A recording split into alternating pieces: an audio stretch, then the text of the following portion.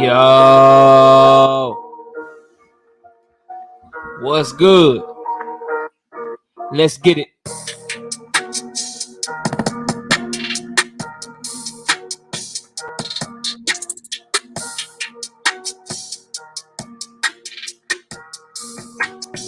Smash the like button as you come in the building, people.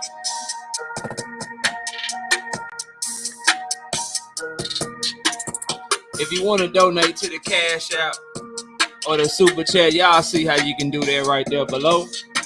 But at the very least, do what don't cost you no money and hit my like button.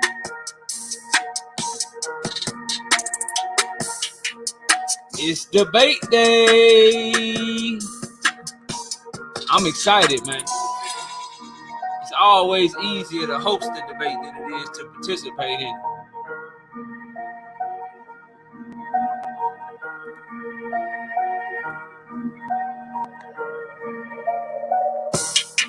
I'm dancing, you just can't see me, bro. Get them likes up. If you got a social media, let everybody know we live right now. If you got a YouTube channel, drop your boy a mention and let everybody know we live right now. If you repping for Team Crawford, make sure you let everybody know we live right now. If you repping for Team Spence, make sure you let everybody know we live right now, man. If you here for Money Brown TV, make sure you let everybody know we live. If you here for my brother Boxer King David, let everybody know that we over here, man. We doing it big tonight.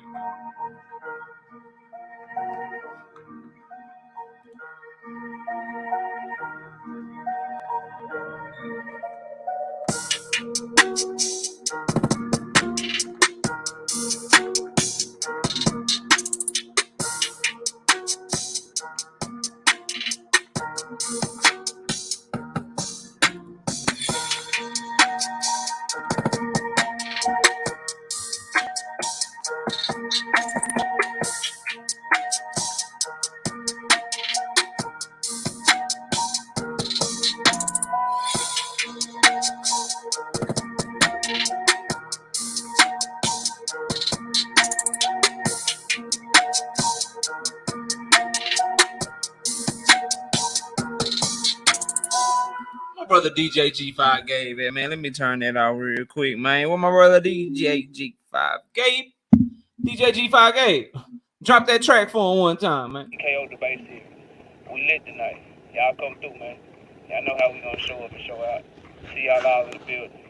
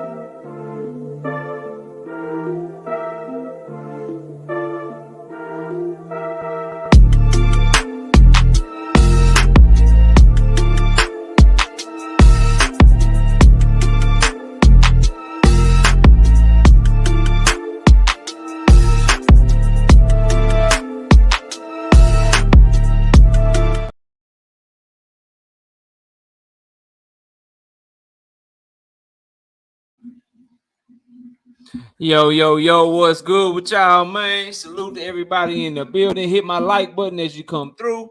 We got 77 people in the building right now. We only got 54 likes. I need everybody to kindly, please, hit the like button. Where my camera at, man? They can't see you, knockout. They can't see you, bro. Hold up. Hold up. There we go. There we go. What's up with y'all, man? What's up with everybody in the building, man? Shout out to y'all. Happy Thursday. Hope everybody doing good, man. You know what I'm saying? Hope everybody doing good. Let's see who we got in the building. Jason in the building. NO Boxing 504. Daryl Deloach. Bonton South D-Town in the building. NGZ03. What up? Mr. Mechanical. Edgar Chavez. What's good? Right side in the building. Right side and all the other members. We just uploaded another prediction with another prediction on the way. That's all the predictions for the Showtime card uploaded for the members. Y'all go check that out, man. You want to know who gonna win the Oshaki Foster and Ray Vargas fight? You gotta join the channel. Right side and the rest of the members, y'all go check that out right now or after the live stream if you want to know who I'm picking in that Ray Vargas Oshaki Foster fight. Jose Sanchez, what up with it? Thrill Hill in the building. Drake in the building. What's good with you? D-Man Jr. done slid up in this thing. Omega Red, what's good, Omega? Kiro Black, what's popping? Paul Carrick. Again, Paul, thank you for that cash app after the show yesterday. Appreciate you showing love to the channel. Young World, what's good with you? Who else we got, man? Who else we got? Say what's up to him. Say what's up to him. Just doing the building. What's good with it? Just do the slid through. Big Ray, what up? Ralph Shelton in the building. What's good with you, Ralph? Nitty G in the building. The Rise Podcast. What's good with it, man? Salute to you, bro. They doing great work over there on the Rise Podcast. Y'all go check them out. Go subscribe to their channel, man. Skills from New Orleans. What's good with you? James in the building. What's up with it? Shawai Allah 77 in the building. We got my wife, Miss Knockout. I know she in here. I don't even see her yet, but I gotta make sure I say what's up to her. What's up, baby? I'm gonna get down till you comment. I don't see you, but I know you in here. Who else we got, man? Trying to find them. See Cool, what's up with it? See Cool, I see you, bro. Salute to you. Who else we got in the building? There she go. I knew she was gonna be in here. What's up, baby? Salute to you. Salute to you, baby. Who else we got, man? William Old School, what's up with it, bro? I see you. Jerome King, what's popping? Rick Tim, straight out of H-Town. What up? GD, what up, bro? Gertz in the building. What's good? DP, are you with, man? What up, DP Rocker? Salute to you. Excuse my masculinity in the building. Todd Swindle in the building, bro. What's up with it, Todd? No Evidence 340. What up with it? Truth Speaks in the building. What's good? Let me see. Make sure I ain't missing nobody. Kamal Oz, what up? Oh, he tried to jump on me, but we right back here. Kamal Oz, what up with it, bro? Snacks B, what's good with you? Mac of the South, what's up with it? Let me see here. Johnny Q, what's up with it, Johnny? I see you. God of Green, Dominic in the building, best dad ever. What's good? Mark West, Swai Jones, life is good. Everybody coming through today, bro. Y'all love these debates, huh? Y'all love these debates. Just don't tell them who I pick, right side. If you want to know who I pick, you got to join the channel or you got to wait till the day of the fight. Just don't tell them who I pick yet. You know what I'm talking about? Eric B, what up with it, man? Salute to you, bro. Salute to you. Well, we got Brandon House, Jay Horseman with the best avatar in the game. I think everybody should have that avatar. Everybody should change their avatars right now to the star. Put the star on your avatar, man. Marquis, what up with it, bro? I see you. I see you in the building, Marquis. Film Study, what up? Lou Era Grassroots in the building. Lockefeller, Buck Style, what up? Ralph Shelton, Devin Sonier, what up? Bruce Gas, Boxing Jazz, and more. The OG Bruce in the building. What up with it, Bruce? Salute to you. Who else we got? Mr. Killer 779. I be who I be, and no one else. What up, bro? What's good with you? Who else we got, man? Seattle Rick 206. What up with it, bro? Let me see who else we got. My daughter in the building, Jada in the building, and then PGH, Big Dog. Everybody else, man. Real talk, I see you. Last minute, Kirk McCall, clean cut. Everybody, I try to catch you as you come in. You run a little late. Let's get right to it. Look, man. We starting the debate in about 30, 45 minutes. But before we do, We gotta keep going on this conversation that we've been having about the big fight in boxing that we might not get, bro. KQKC, what up, OG? Salute to my OG KQKC Boxing Network. True Native, what up? We got to continue to talk about this big fight between Tank Davis and Ryan Garcia that is looking like we may just not get because of the negotiations at the impasse over this rematch clause. Now, I'm getting very perturbed, y'all. I'm getting very, very upset, bro. Like, I'm not gonna lie to y'all. And the reason I'm getting upset because the 100 and some people that we got in here hit the like button, 122 with 84 likes. I know we can get up over 100 likes just real quick. Picasso, what up?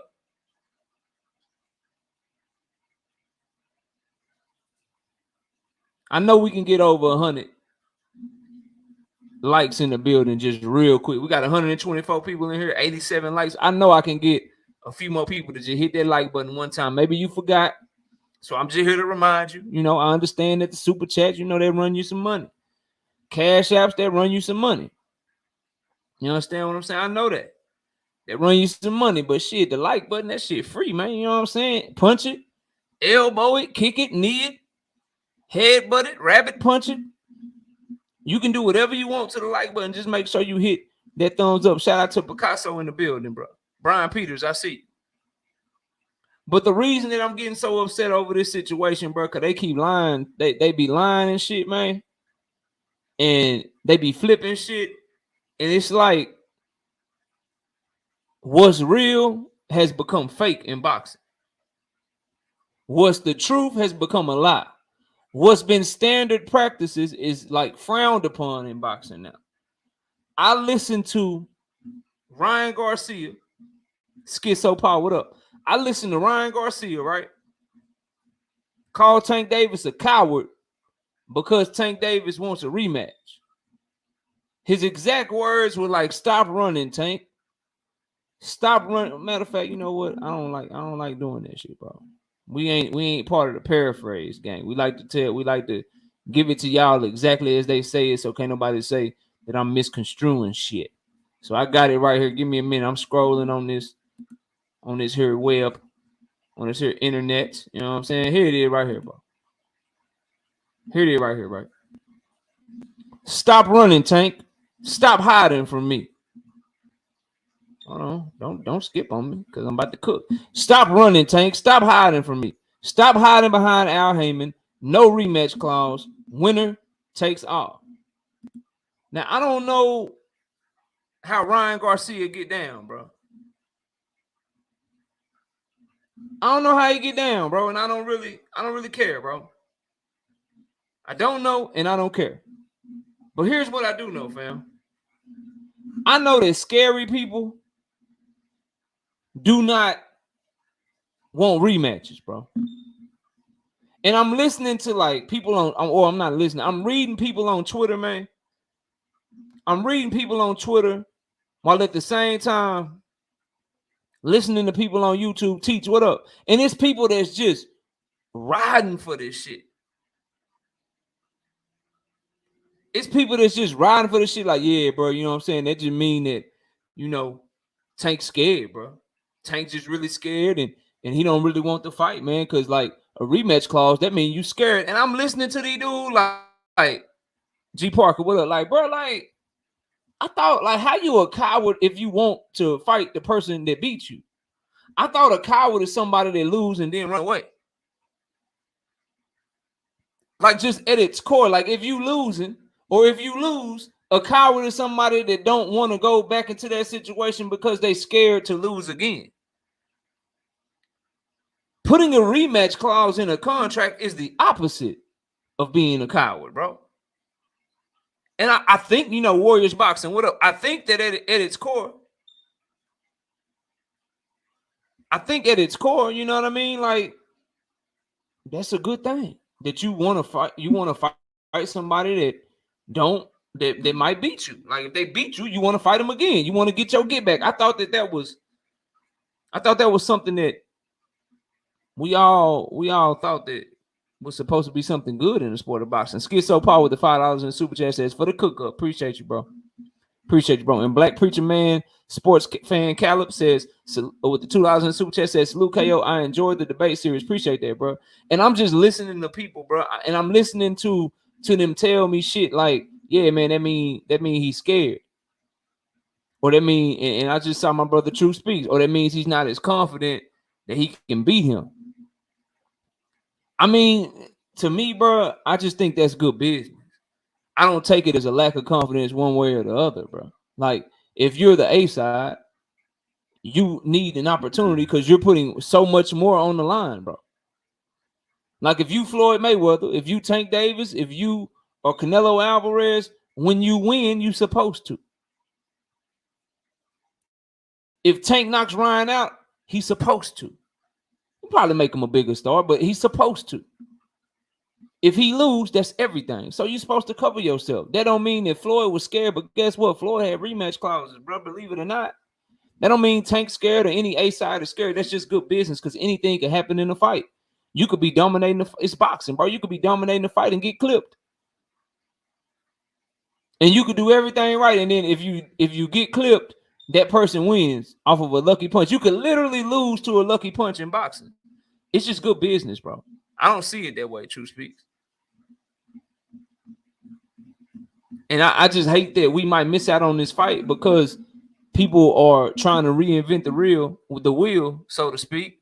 And fans are just like okay with it. Fans aren't putting pressure on the right side, bro. I'm from the era like when you ain't the name, shit, you do what you can to get that fight so you can get that name. What up with it, Keith? That's what I'm on. And I keep hearing people say, and I heard another person say another lie that we gotta expose, bro. You know what I'm saying? This is Mike Coppinger, right? This is Mike Coppinger talking, and he just lying to people, bro. He says no one I've spoken to are giving him much of a chance. He's talking about Ryan. I'm giving him a big chance, so this only comes into play if Gervonta wins. If Ryan scores the upset, why shouldn't his team and his network be in the lead? That's pretty standard practice in boxing. That is a blatant lie, bro. We talked about this shit yesterday. How Oscar De La Hoya said some similar statements. And then you got Coppinger and Chris Mannix and all these DAZN people echoing that shit, bro. That is not a standard practice in boxing. Matter of fact, it's the opposite of standard. It's some shit that we don't ever see. And for people to just perpetuate that and to just continue to act as if that's the case, and people like Coppinger, who is supposed to be a journalist, he's supposed to be someone that just reports on it, but he's clearly showing a distinct bias towards one side over the other. And he tends to have a bigger platform working for ESPN than someone such as myself or my other brothers. And Oscar De La Hoya obviously has a bigger platform than a lot of people. It just it reeks of bullshit, bro. Mr. VA, what up? Mr. VA Fitted, what up? And so all I'm saying is, bro, if you the B side, bro, you just gotta make the fight, fam. I'm not being one-sided, Key. I'm being extremely objective. These are just facts, bro. A rematch shouldn't hold it up at all. The B side should sign that shit. B side should sign this shit. A belt on the line don't matter. A side is A side, bro. A belt on the line don't matter at all, dog. Ryan should just sign that shit. And it's crazy because I know you know that, Key. I know you know that beating someone doesn't make you the A side, bro. I know you know that shit. No, I'm not at all, bro. No, I'm not at all. We got time before the debate, though.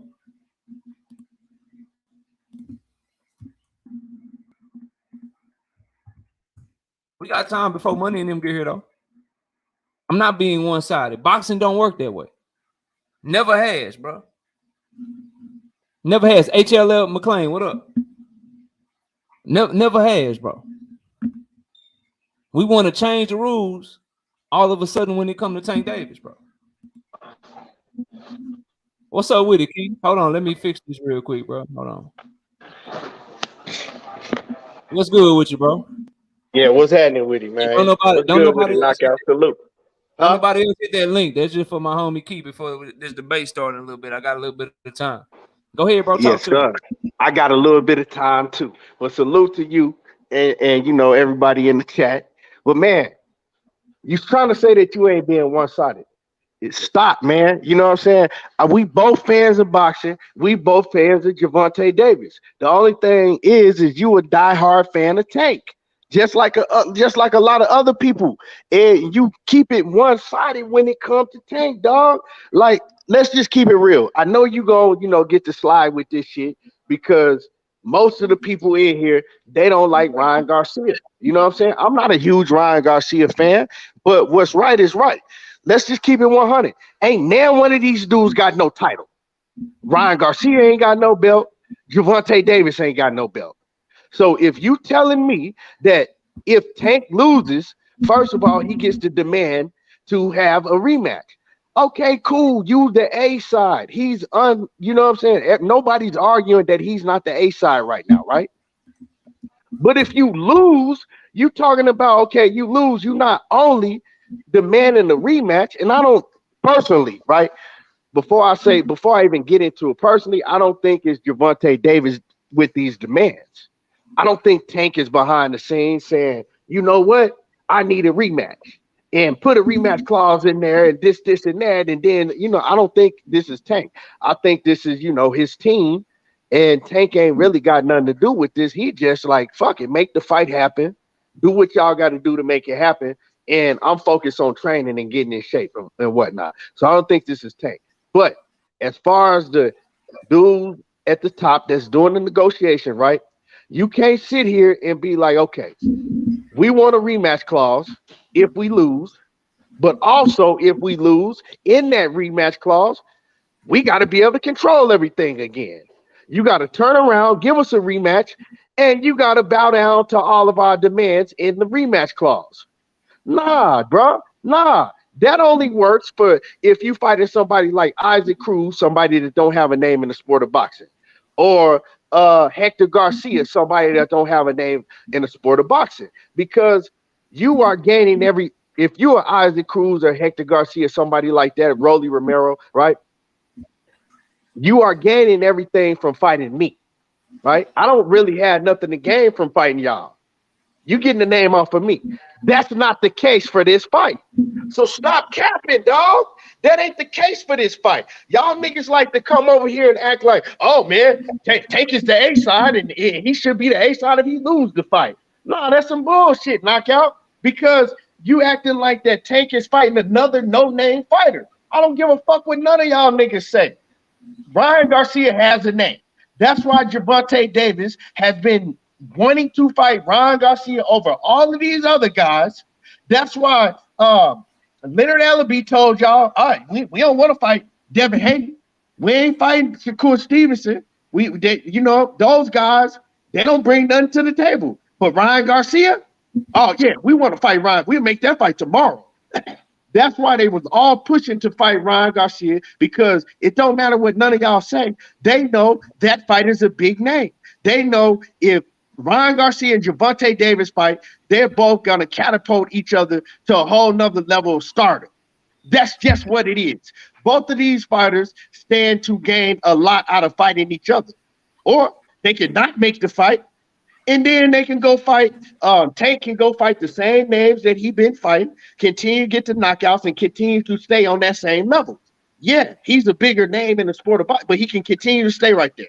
Ryan Garcia, he can continue to fight the same level of opponents that he fight and stay at that same level. Or they can fight each other and both become household names.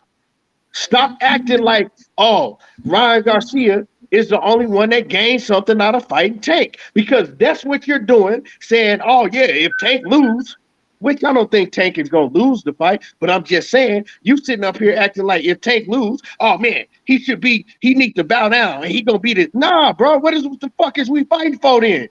If I beat you and I still got to come back and bow down to all your demands like I ain't shit, nah, bro, what is we fighting for? We ain't no belt on the line, dog. You know what I'm saying? Ain't now one of these dudes no champion in this weight division. So what is we fighting for? We fighting just to say I beat you and then come back and have to bow down to you again? Nah, bro. So that's why I think that you capping you one-sided. You are one-sided because if it was two other names that had a name in boxing, if it didn't involve Tank, you wouldn't be sitting up here saying this shit, and I know you would. But you Yeah, know, well, you don't have it, dog.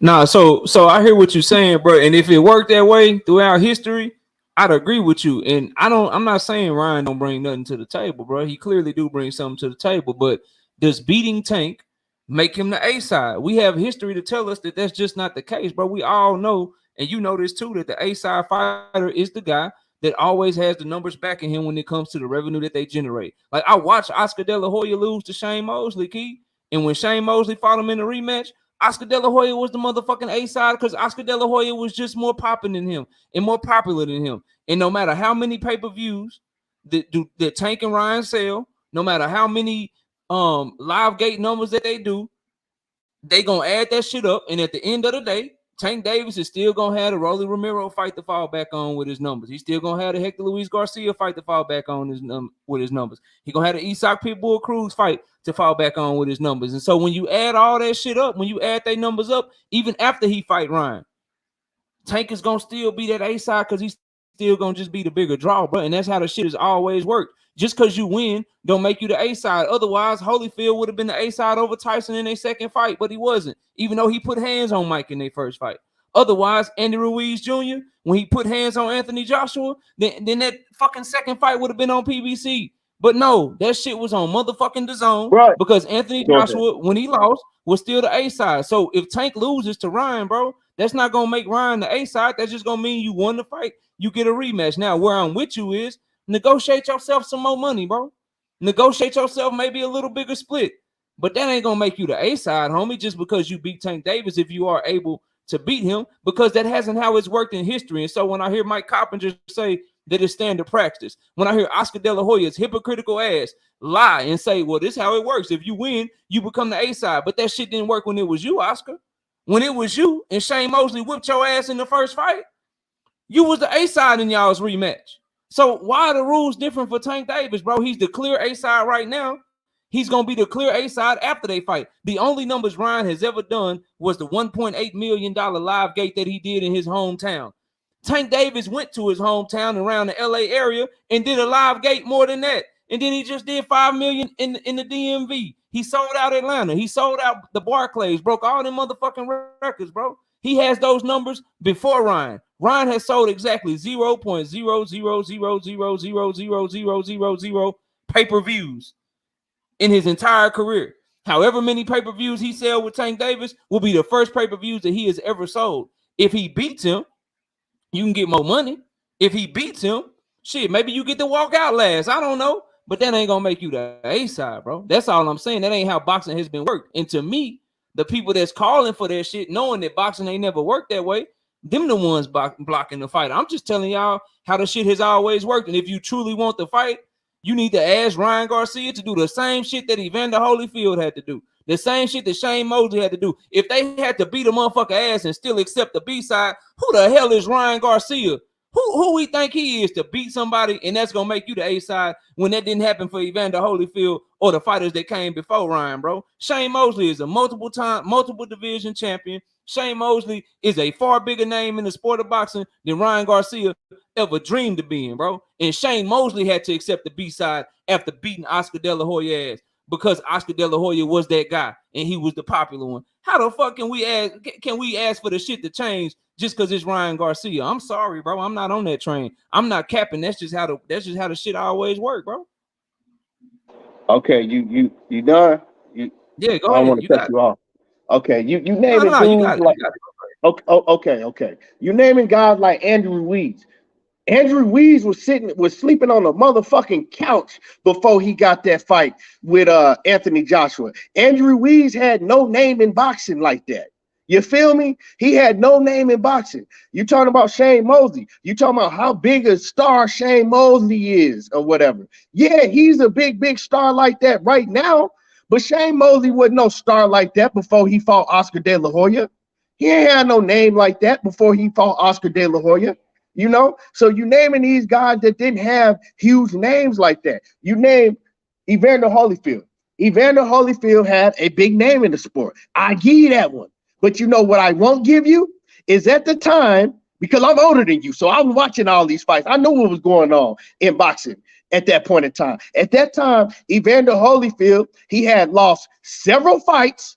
Evander Holyfield had barely got by a guy named Bobby Ches, and everybody in the sport thought Evander Holyfield was washed up. Evander Holyfield didn't, he was done. Everybody thought he was done when he got that Mike Tyson fight. Mike Tyson was the guy that was running through everybody, had the huge name in sport. Evander Holyfield wasn't on that level no more. He wasn't on that level no more. You know what I'm saying? You're talking about what Evander Holyfield was years before that. But when he got that fight with Mike Tyson, he was done in the sport of boxing. Everybody thought. I didn't think that, but everybody thought. You know what I'm saying? Now, when it comes to Ryan Garcia, first of all, you got like I said, you got Leonard Ellerbe and Floyd Mayweather. They kept telling you how big of a fight Ryan Garcia was. Oh, we ain't gonna fight none of these other dudes because they don't have a big enough name. But Ryan Garcia, he's gonna take us to the next level. Ryan Garcia is the one that's gonna sell. So why are they saying it? Why did they want to fight so much? So you can't continue to tell me that this kid is a star. This kid is this, and that. And then you turn around and tell me, oh, well, you know, he ain't really shit. He can't, you know what I'm saying? He got to be the B-side no matter what happens. It don't play like that. Because like I said before, if he wasn't shit like everybody else is trying to say, like the fans, most of y'all fans, you know, is trying to say, and like you trying to say, well, they wouldn't have been trying to make this fight with him for the past 3-4 years. You feel me? At this point in time is the right time for the fight. I got people, like I said, man, I've been having people asking me about this fight with Ryan Garcia and Gervonta Davis that don't even like boxing. It's not because it's just Tank fighting, because Tank been fighting. And these same people ain't saying shit to me about when Tank is fighting these other dudes, right? But now that he's fighting Ryan Garcia, it's a bigger fight. Both of these fighters have a big name in the sport. Yeah, you got one fighter that has been, you know what I'm saying, doing pay-per-view. Yeah, he's been, you know, doing well on pay-per-view. He's been selling out events. And he is the bigger fighter right now. He is. But both of them bring something big to the table to catapult each other to the next superstar status. That's just what it is. If it wasn't that, like I said, you wouldn't have had Leonard Ellerbe and all of them chasing to fight Ryan Garcia. They've been knowing this fight is big. Everybody knows this fight is big. If Ryan Garcia don't bring nothing to the table like that, right? How the fuck is it supposed to be the biggest fight in boxing? People saying this fight is bigger than Terence Crawford and Errol Spence. How? How? If the only one that brings something to the table is Gervonta Davis. Well, if that's what you think, and I'm not going to argue with you no more about this shit. I'm going to just say, if that's what you think, let's not get the fight. It ain't no reason to have the fight. Let's just have Tank Davis fight the same opponents that he been fighting. You know what I'm saying? And let's have Ryan Garcia continue to fight the same opponents that he been fighting. And let's see what they do. That's it. Already. Shout out to Kelly Thompson with the $5 in the super chat. Says, KO, I wanted to see the rest of the videos of you pulling up on channels. I decided not to drop them, Kelly, because I'm not gonna give them that. I'm not gonna give them that shine. But I got them in the archive. If they get to talking, if they get to talking all of that, you know what I mean, then we got them in our archive. But I'm not dropping the videos at all. But yeah, bro, I hear what you're saying. The thing about Leonard Ellerbe, though, I heard him talk about how great Isak Pitbull Cruz was and how good he is and how he's this and how he's that. He talked great about Rolly Romero. I take Leonard Ellerbe with a grain of salt. And my argument is not that Ryan Garcia don't bring nothing to the table. He do bring something to the table for Tank. It's a big fight. I agree with all of that. He just don't bring enough to the table to make himself the A side if he wins, because for all the stuff about him being a star or whatever, we got him doing over 1,000,005 gate one time in his career, and we got no pay-per-view numbers to back up any viewership or anything that he's ever done, bro. So that don't move me in any type of way. I gotta go with what we always go with, and that's the numbers. Every time we talk about this conversation when it comes to any of these fights, bro, it's always about the revenue that you generate. It's always about the money that you bring to the table in terms of what does your live gate look like and what does your pay-per-view numbers look like. That's how they judge the shit. That's what has always determined A side going all the way back when they start putting all this shit on pay-per-view, bro. And at the end of the day, Ryan Garcia and Tank Davis could do 1,000,000 pay-per-views. Ryan Garcia and Tank Davis could put 30,000 people in the stands and do a live gate of $10 million. That's gonna be great for Ryan Garcia. It's gonna make him a bigger name. It's gonna make him a bigger star in the sport of boxing. But when you still go sit down at that table, that's all Ryan Garcia is gonna have is what him and Tank did together in the live gate and what him and Tank did in the pay-per-view numbers. Tank Davis is gonna have all that shit that Ryan Garcia had because he was in the fight too. Plus, he gonna have a live gate that he did with Rolly and those pay-per-view numbers. Plus, he gonna have a live gate with what he did with Isak Pitbull Cruz and those pay-per-view numbers. Plus, he gonna have a live gate with what he did with Mario Barrios and those pay-per-view numbers. He gonna have Leo Santa Cruz shit. He gonna have all this other shit on top of what him and Ryan do. So no matter how you slice it, no matter how you dice it, at the end of the day, Ryan can come out in the first round. Ryan can knock him out in the second round. Shit, that shit can go to distance, and Ryan can outbox him, box his head off his shoulders for 12 rounds straight. None of that shit is gonna matter when it comes to determining who's gonna be the A side and who's gonna be the B side in they fight, because the numbers they've always dictated that shit. And when Oscar De La Hoya and all these other people try to act like the shit is somehow wrong or that ain't how business always been done, I gotta call cap on that shit because everything I'm saying is facts, bro. That's just what it is. So we can agree to disagree. I think we both want the fight. And I just think we going about one in different ways, and I think it is what it is, bro. I don't think we're gonna agree on this one, but it's much respect to you and your opinion all the time, bro. I just don't agree, man. I think it's on Ryan as the B side to just take the fucking fight. If you want it, you take that motherfucker, you sign that shit and you beat his ass. These B side dudes, man, they keep claiming that they agree to shit, and then when it's time to when it's time for the shit to get real, it's always some shit pop up, bro. He just need to sign that motherfucker and get it popping. If you can knock his ass out once, knock his ass out again and again. I ain't saying he ain't got no leverage in the rematch, Key. Shit, get a bigger purse. Get a bigger, you know what I'm saying? Get a bigger bag. Get some more money. But getting to the point to where now you done surpassed Tank and now you the A side, that's where I draw the line, bro. That's why I say, nah, bro, that's cap. That shit don't happen. But that's all I got on it, bro. We ain't got to keep going back and forth on Yeah, it. I We feel ain't you. Like I don't, you know what I'm saying? You gonna feel how you feel. I'm gonna feel how I feel about it. But at the end of the day, like I said, man, ain't now one of these cats got a world title in this weight division. So what the fuck you demanding a rematch for? You know what I'm saying? Like, why? I don't understand that. Why are you demanding a rematch? Rematch clauses like this is when you have a champion. Ain't no rematch. So if I just feel, hey, scratch the rematch altogether. You know what I'm talking about? If they decide that they want to do a rematch afterwards, cool. We can talk about that afterwards, and then we can go back and forth on who gonna be the A side and who gonna be the B side. But right now, ain't now one of y'all got no title. It don't even need to be no rematch. Y'all can figure that shit out down the line. So for this to stop the fight, it's just letting me know somebody, not the fighters, somebody don't want to fight really. It is what it is. I'm with you, bro. I'm with you, man. I ain't mad at that, bro. But it's much respect to you. Let me Yes, ask sir. you this, Yeah, I'm man. I'm I'm gonna jump off because, Oh, like I said, okay. this.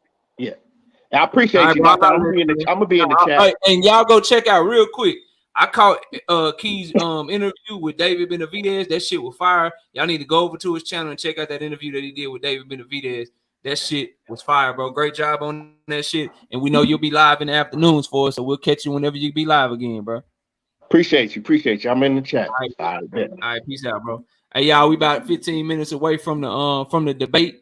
If the debaters want to start getting ready to make your way to the stage, bro. Start getting ready to make your way to the stage. We ready to start back getting this thing started.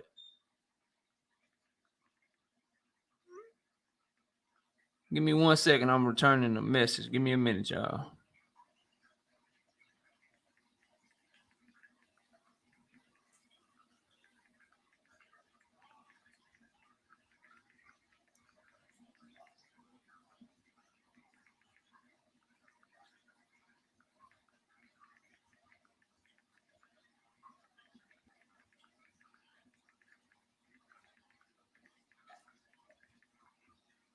All right, my bad, y'all. All right, let me catch up in some comments real quick, and then we'll get to it. Picasso said they better hurry up.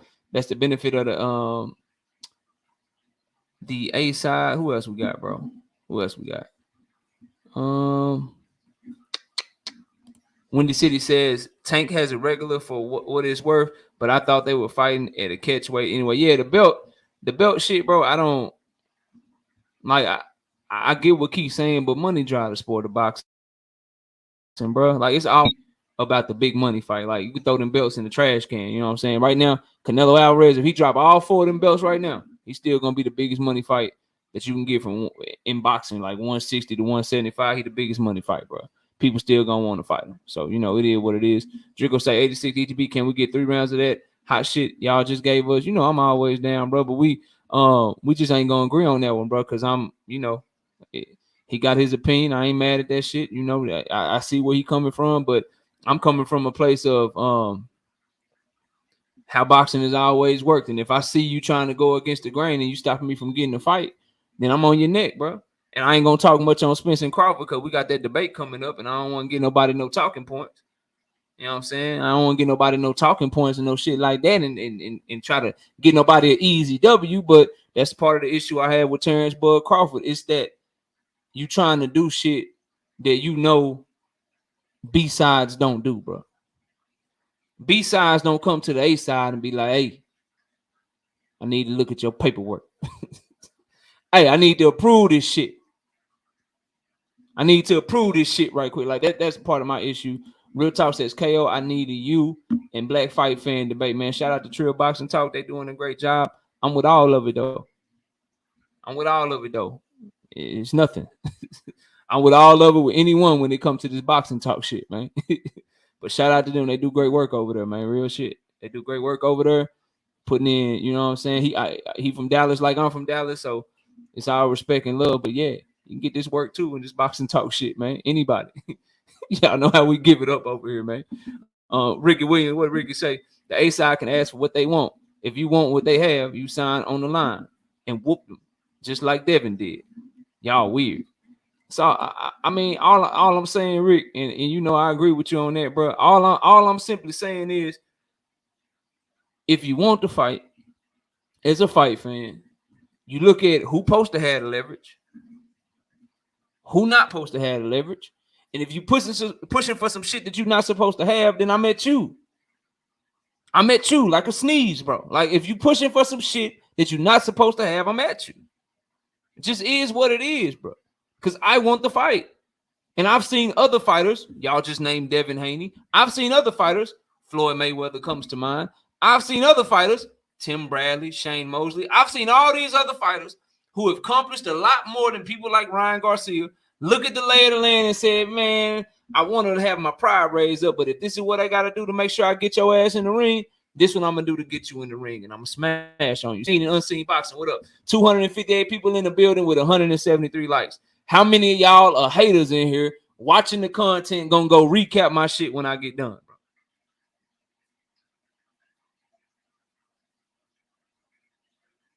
How many of y'all, bro? How many people in here is watching my shit, will not comment, will not hit my like button, but you about to go recap my shit tomorrow or tonight or some shit, man? At least hit my like button, bro. I know all y'all can't hate your boy. It's 266 people in here and 178 likes. I know the likes can be up over 200 very easily, man.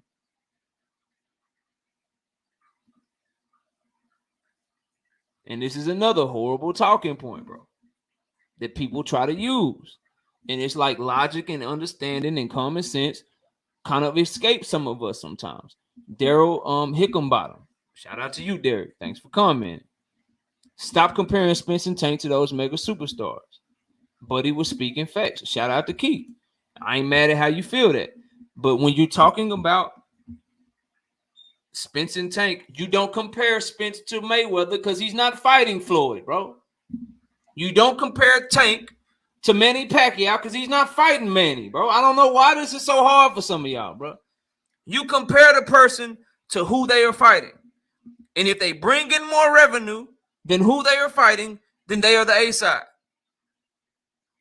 If I'm fighting you, if I'm debating you, Daryl, if I'm debating you, and we decide who platform we gonna go on, you don't get to say if you got like 100 subscribers, hey, you need to come on my platform. We need to split this shit up because you ain't as big as BFTB, or you ain't as big as Trill Boxing Talk. So we need to split this shit up. So you got to come to my platform. No, bro, but I'm bigger than you.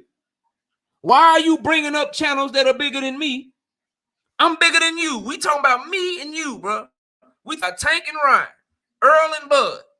We ain't talking about Tank and Manny Pacquiao or Tank and Oscar. Why y'all kill me with that shit, bro? That doesn't make any sense. You're trying to compare them to other fighters that we ain't even talking about them with, just so you can try to prove your point, bro. That doesn't make any sense, dog. Marquis with the $2 in super chat says the like button is free. Damn sure is, man. Hit that shit, man. Hit the like button. You trying to bring us some shit that don't make no sense. Drico, man. Drico's in the building, bro.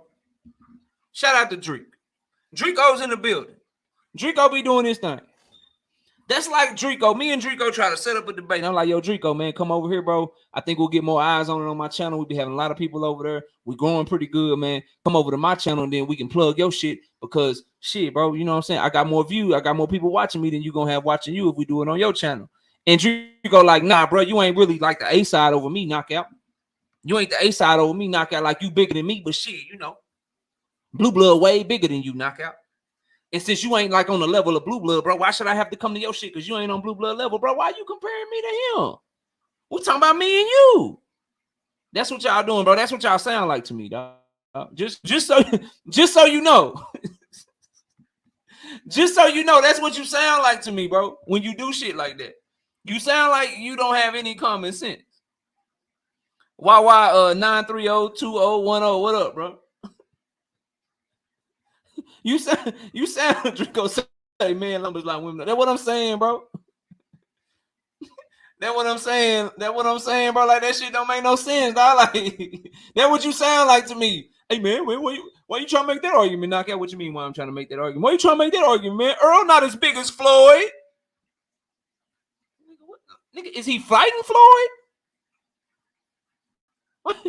Why are you bringing that shit up to me, bro? That has nothing to do with what we talking about. Man, why you trying to make that argument, knockout? I don't even know why you trying to make that argument. That don't make no sense because you know Tank's not as big as Manny Pacquiao.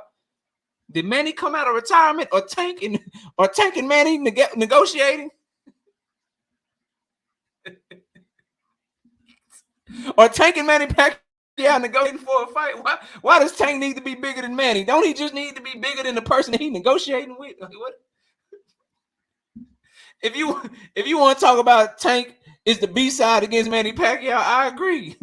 Because I go by the numbers, bro. I go by the facts of the situation, man.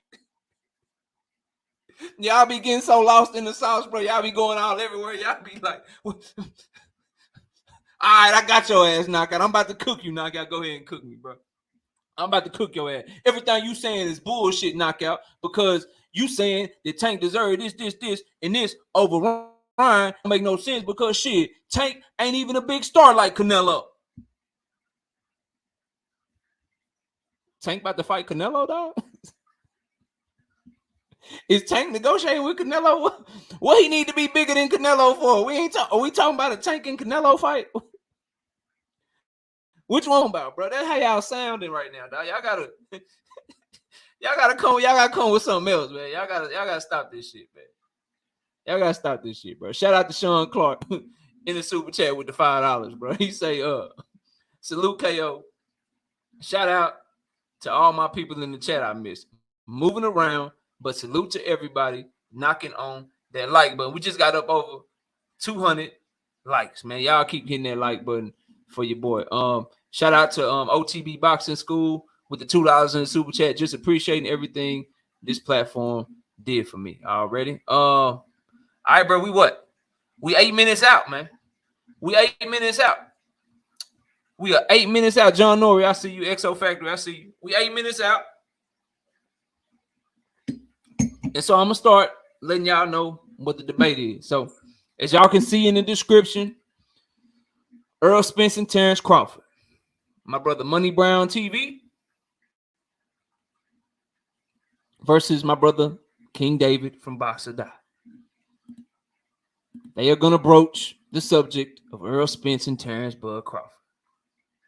All right, Q, you are more than welcome to come up. Did I send you? Yeah, you can come up, bro. I have you up here in a second. But you can go ahead and come backstage whenever you're ready, Q. And everybody else, if you're listening and maybe ain't coming, and you can come on up as well, man.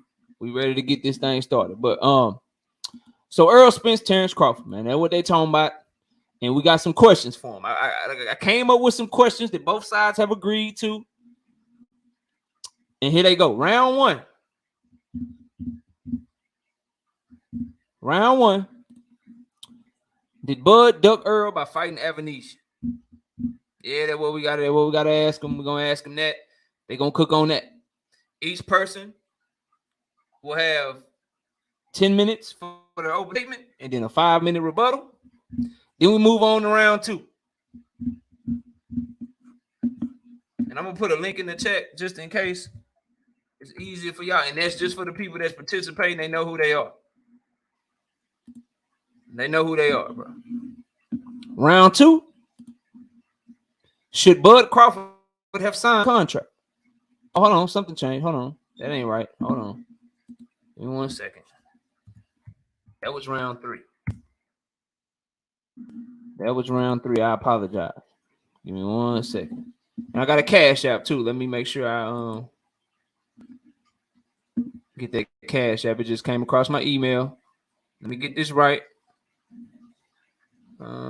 Okay, here we go. Here we go.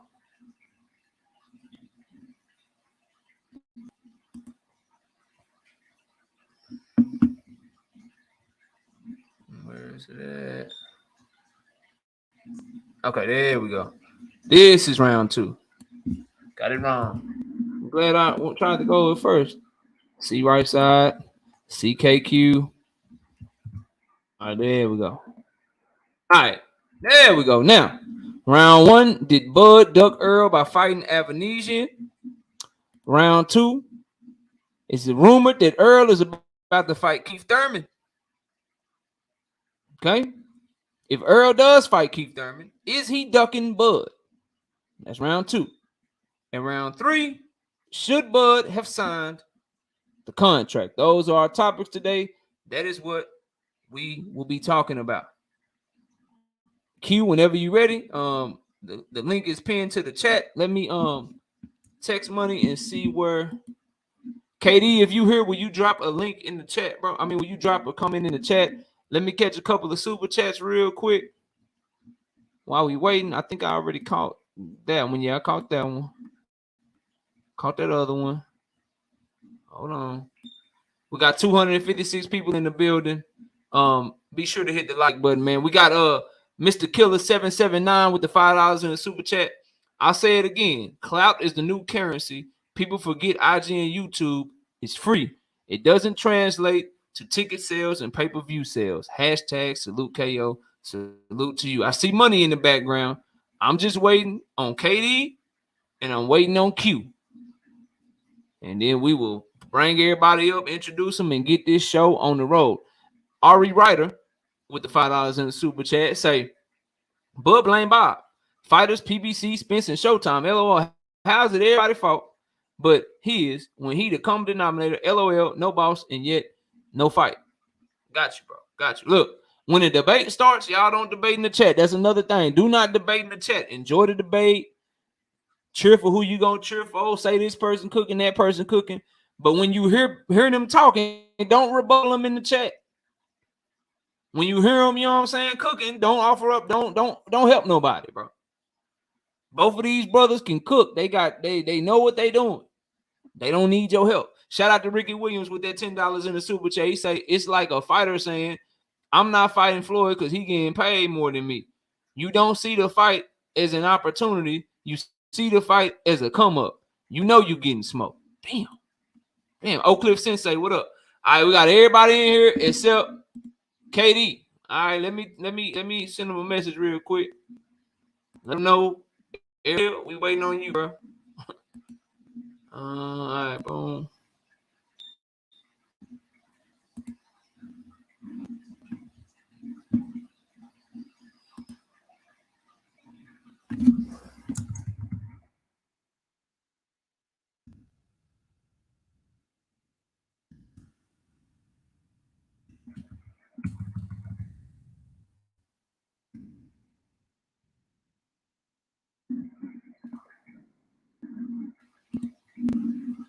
All right, and shout out to manager Marty with that $10 in the super chat.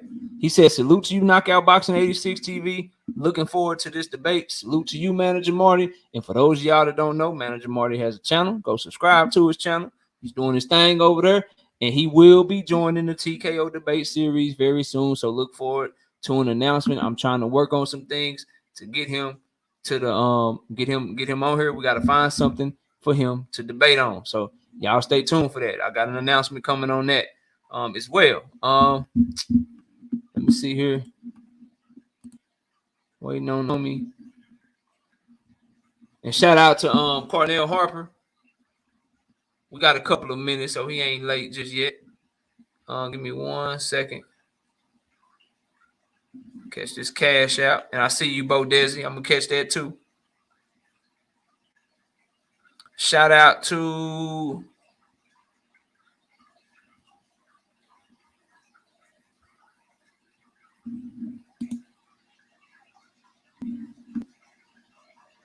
Cornell Harper with that $10 in the super chat. Said salute from the Shy. Drop that fire, bro. Appreciate you, man. We working. Doing the best we can, man. Thank you so much, bro, for showing that support. And then shout out to Bo Desi, the late bloomer, with the $2 in super chat. If Bud agreed to all the terms, why didn't he sign? Hopefully, we get answers to these questions today, man. Hopefully, we get answers to these questions today, man. You know what I'm talking about? Hopefully, that's where we at with it. Teach with the 100. Let's see.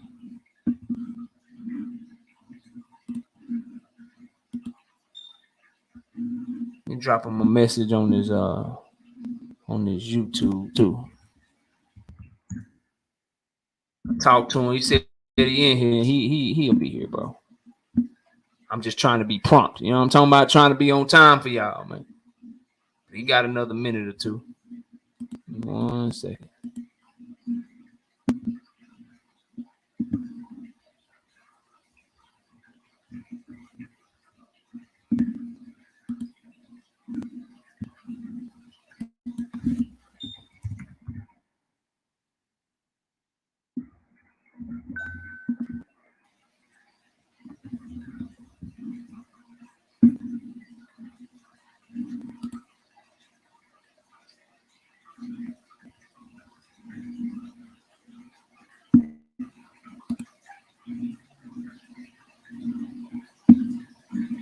All right.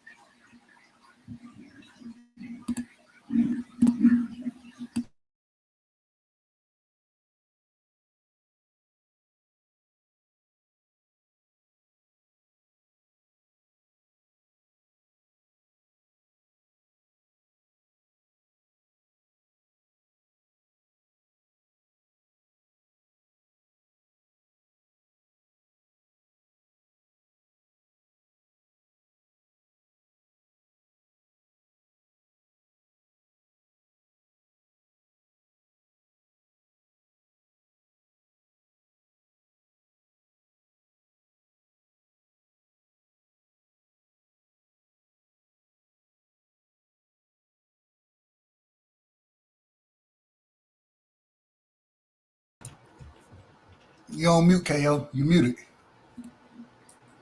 All right, in the meantime, bring everybody up, allow them to introduce themselves, and then KD will be here any minute, man. I just sent him a couple of messages, so he should pop up any minute now. He already confirmed he was coming, and we know he's a man of his word. All right, let's go to right side, man. Let everybody know what you're looking for as a judge, and how they can get your vote today, man. Man, y'all know what it is, man. We looking for y'all, the debaters, to stay on topic, looking for great rebuttals. You know what I'm saying, and to bring the facts out and tell a story. You know what I'm saying, and the better you can flow, you know what I'm saying, the more convincing you can be. That's what we're looking for. So, and facts, as always, facts. Already. Let me go to my brother Q, the guy in the building. Q, what's up with it? Lost Starter Boxing and slid through. He judging Man, for what's us tonight, poppin'? man. What you looking for, man? How they gonna get your vote tonight, bro? Man, they gonna get my vote by uh coming with facts. That best tell who they going for. You know, I want good clean rounds getting through them. Uh, and it's tacking many points as you can.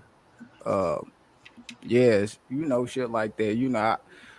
We all looking for the same thing, But I'm looking for a good flowing round, well put together, and facts. Already. KQKC, the OG in the building. What's up with it, OG? What it do? What it do, baby? What's happening? What's up, man? You ready to break some shit up if some shit pop off, man? Man, you Ready for know this that. shit, man? Hey. You know that I tell those Chirac style. Well, hey, man, listen, everybody, y'all know the rules and what the judge is expecting. And please, everybody in the chat, please, don't debate in the chat and don't go and suggest this, suggest that.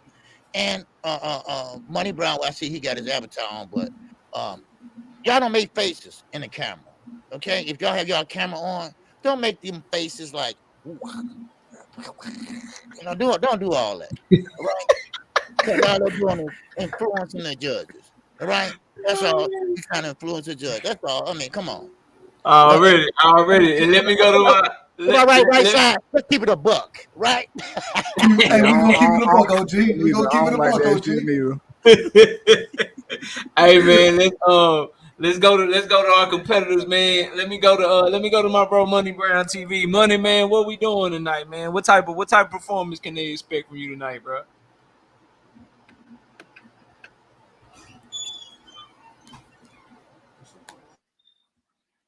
You on mute, Money. Yeah, I was talking to my nephew. Oh man, as usual, man, the same Money Brown. Everybody know what I'm about, man. Coming in, speaking the real shit, stumping the cat out, sending him on his way, man. That's it. That's all. Already. Shout out to Kareem, Boxing News with the $10 in the super chat. Says shout out to the whole panel. 100. Shout out to you, Kareem, Boxing News. KD call you a hater, but if you keep doing that, I ain't gonna call you no hater. What's up with it, KD? How you doing, bro? And that nigga Kareem definitely a hater, man. Hey, what it do, man? Shout out to everybody out there, the panel, everybody in the chat. We coming with the heat tonight, man, all day, every day, man. Y'all know what time it is. Already. All right, let me share my screen real quick. We'll do this coin flip and we'll get it popping. OG, you got your timer and stuff ready, right? Man, I do. All I'm right. good. I'm good. Yes, sir. All right, give me 1 second. All right, it's that one right there. Boom. Get that going. All right, y'all can see the coin, right? Yes, sir. Mm-hmm. All right. Who want to call it in the air, man? I go All ahead. right, all right, you got heads. All right, bet we flipping it. It's getting flipped. It landed on heads. Who you want to go first? You go first. All right, bet. All right, Money, it's gonna be on you, bro. First question. You got 10 minutes to cook. OG, you got your timer? Yes, sir. And let's see the All right, question. go ahead and read this question to Money real quick. Where it go? Oh, here it go. Here it go. All right, round one. Boom. There we go. All right. Here we go. Did Bud duck Earl by fighting Ammunition? 10 minutes. Now we all know the answer to this question. This ain't nothing new. Everybody in the chat understand what's going on. The answer is yes. Yes, yes, and yes. The man ducked Errol Spence by fighting David Albanese. First of all, the man would have made way more money fighting Errol Spence than fight David Alvanesian. Second of all, right, Terence Crawford and his whole team been building their name up off of Errol Spence, saying that Errol Spence been ducking them for 5 years now. If you listen to all these cats and all these, you know what I'm saying, Bud Crawford fagonites and ass kisses, right? So Errol Spence been ducking this man for 5 years, even though Terence Crawford came out said he didn't want Errol Spence in so many occasions, right? But when we look at the entire situation overall, the totality, we know that Errol Spence is the biggest name that Terence Crawford can fight in his entire career, right? This is the biggest fucking fight of his career, the biggest bag of his career, the fight that's going to solidify him as a Hall of Famer. No doubt about it, right? Everybody talk about, oh, he's a Hall of Famer if he don't fight Errol Spence, this, that, and the third. Well, this is the fight that's going to solidify him as a Hall of Famer. Nobody can deny that shit. You understand? Nobody can deny it. Not him beat not him beat Julius Ndongo for undisputed, not him beating Victor Postal for a title, not him beating Ricky Burns for a title, nor Jeff Horn, right? Earl the True Spence Jr. Now, when we look at the situation, right? Terence Crawford. Oh, Manny Pacquiao. I want Manny Pacquiao. I don't want Errol Spence. I want Manny Pacquiao. I don't want Errol Spence. Brian Bomack come out. Oh, Terence Crawford versus Manny Pacquiao. The biggest fight in boxing. The biggest fight in boxing. Terence Crawford, Manny Pacquiao. Pacquiao beats fucking Keith one-time Thurman, right? About to fight Errol Spence, Manny Pacquiao becomes nothing, right? So we just see the hatred that goes on between Team Crawford and when they look at Earl the True Spence Jr. So when we're looking at Manny Pacquiao, the biggest fight of Bud career, Manny Pacquiao. Earl fight him, he's a nobody, right? He's a nobody. So now when we look at the entire situation with him going back to fight Errol Spence for his Terence Crawford, right? Now he look at that fight and he don't want the fight no more for us when he get to talking and doing interviews. You understand what I'm saying? Bag up, boy. Him talking and doing interviews when it comes to Errol Spence, right? So now EJ builds his name up. Go out there, fight my man, Dennis Ugas. Dennis Ugas, who's the Super WBA Unified Champion, who gets the belt that Manny Pacquiao had. And I'm gonna tell y'all why I keep saying Manny Pacquiao, who gets the belt that Manny Pacquiao had, right? So now it comes to points where Manny Pacquiao is pissed off that Dennis Ugas has his title, to where he when he fit to fight Earl the True Spence Jr., right? He tried to petition to get the scrap for him and Earl to fight to be unified. It gets null and void. But Earl still fights Manny Pacquiao, right? About to fight Manny Pacquiao. Errol Spence catch an eye injury, kills the fight, right? Dennis Ugas get the fight with Manny Pacquiao. The same Manny Pacquiao that's the biggest fight for Terence Crawford, right? Imagine Manny Pacquiao has not lost. He still beat Keith Thurman. The same Manny Pacquiao that fights Dennis Ugas put a hurt on him. Beat his ass until retirement, basically. Errol Spence go fight this Dennis Ugas. The same Dennis Ugas that fights Manny Pacquiao to beat him. The same Manny Pacquiao that's the biggest fight for Terence Crawford, but he's nothing for Earl the True Spence Jr. Dennis Ugas go whoop his ass, right? And then he goes fight Earl the True Spence Jr., right? And we all know what Earl did to Ugas. Breaks the rib cage, breaks the eye socket, takes the scrap from him. Takes it. Now, this is a strong Dennis Ugas, ladies and gentlemen. A strong Dennis Ugas, right? Hits Earl with a nice shot off guard where everybody, they like to praise that shot and things of that nature. So Earl beats the shit out of him, right? Take the scrap from him. Now Terence Crawford looking at it as, oh shit, right? This is not the same Earl Spence that I thought that was a stuck in the mud fighter, right? He's Frankenstein like Bo Mack will call him. Oh, he's not this, he's not that. Now, comes to fighting Earl the True Spence Jr. Now, Bud is out the ring for about a year, right? He's out the ring for about a year. He goes out there, and he's a little worried, ladies and gentlemen. He's a little worried after watching what Errol Spence did to Dennis Ugas, right? The same Dennis Ugas that beat the shit out of Manny Pacquiao. So now it's come time for him to come to the table with Earl the True Spence Jr., right? Contract is on the table. Everything he asked for is in the contract. And now he's making all the excuses in the world. What my time looking like, OG? Okay, you got 4 minutes and 25 Okay. seconds. Okay, he making all the excuses in the world now, right? Now it's time for you to step up to the plate to fight the man that you say that's been ducking you for 5 whole years, my brother. 5 whole years. You'll get the biggest payday. You're going to fight for undisputed, right? The biggest fight of your career, right? And you make up all the excuses in the world. Every excuse in the world. Oh man, they're not giving me transparency. Oh, well, you know what? It's the date. Oh, well, you know what? Al Heyman don't want to sit down and talk to me, right? But in all actuality is you see that Errol Spence whooped the shit out of your Dennis Ugas, who whooped the shit out of Manny Pacquiao, who's supposed to be the biggest fight of your career that you thought that you was gonna shine on, right?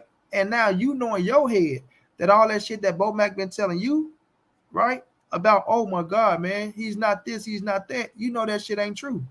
You feel me? You know you in a fight that's gonna put your ass in the hell of hot water, and you've been out the ring for over a year, right? You see, Errol Spence just got that fight in April. So a lot of people like to look at this shit and say, oh, well, man, they try to rob Bud out of this money and rob Bud out of this and rob Bud out of that.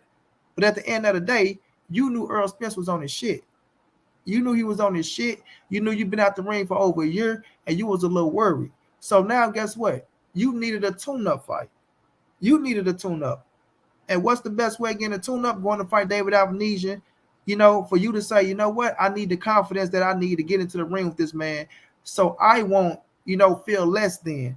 Because Earl just came off one hell of a ass whooping over your Dennis Ugas, who is a strong, solid individual. Everybody know your Dennis Ugas ain't no pushover, nothing like that. We all know what he did at 147. So we know that he's basically a top contender, a top world champion and top athlete at the 147 pound, and Errol Spence walked through him, and you not trying to get into the ring with that Errol Spence after what he just did to your Dennis Ugas, being off of your layoff, so it got you a little worried. So now you make up all excuses in the world with the contract, right? After you said you agreed to everything, you understand? You agreed to everything, but you didn't sign the contract. And then you got all these dudes running around this motherfucker talking about, oh, PBC tried to rob you. Oh, they didn't want to do 2 this. minutes. 2 minutes. Got you. 2 minutes? Yes, sir. All right. Now, PBC didn't want to pay you the money. No upfront money. You know, now they wanted to push the date out. You got all the excuses in the world, but the truth of the matter is, you seen what your biggest fight was with Manny Pacquiao. You seen your Dennis Ugas beat the shit out of Manny Pacquiao. You seen Errol Spence beat the shit out of your Dennis Ugas. You've been out the ring for over a year because you want to try to sue Bob Arum, and it just creeped into your head that, you know what, bro, what if I'm not as short as I was in my last couple of fights? What if I'm not this good? And this boy just came off of that fight looking as good as he did against your Dennis Ugas, breaking the rib cage, breaking the eye socket, making a man piss blood and crap blood for almost 2 weeks, right? And he beat the shit out of him. So in all reality is, I don't want to get into the fight. I don't want to get into the ring with this man right now because I'm a little nervous that I'm not as sharp as I usually would be.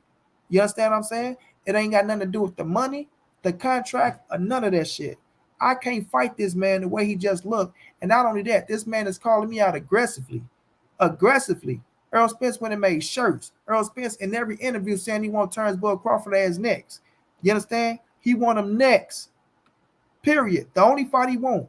Aggressively. That showed you that Errol Spence wasn't playing with your ass no more, and that your time has came, and y'all using his name, dragging his name through the mud as he's afraid of y'all, he's ducking y'all, and y'all going to fight these motherfucking B+ and C+ fighters looking good, that all that shit is going to come to a halt now, because now you're getting into the ring with this real killer, the man that supposed to have been afraid of you, right? And now he's on your ass, right? He's on your ass now. And it's realistic now. All in 5 years now. 10 seconds. Realistic. Now it's realistic, and you didn't really want that smoke because you knew that Errol Spence was on his shit. And if you would have got into that ring off of your layoff, you was a little nervous that he was going to your ass out. Time, honey. All right. All right, KD, it's on you. OG, read the question for him so he can take right off and get straight to it. He got 10 minutes once you read the question. Yes, sir. Okay, KD. Did Bud duck Earl by fighting Avanesian? Did Bud Doug Earl by fighting Avanesian?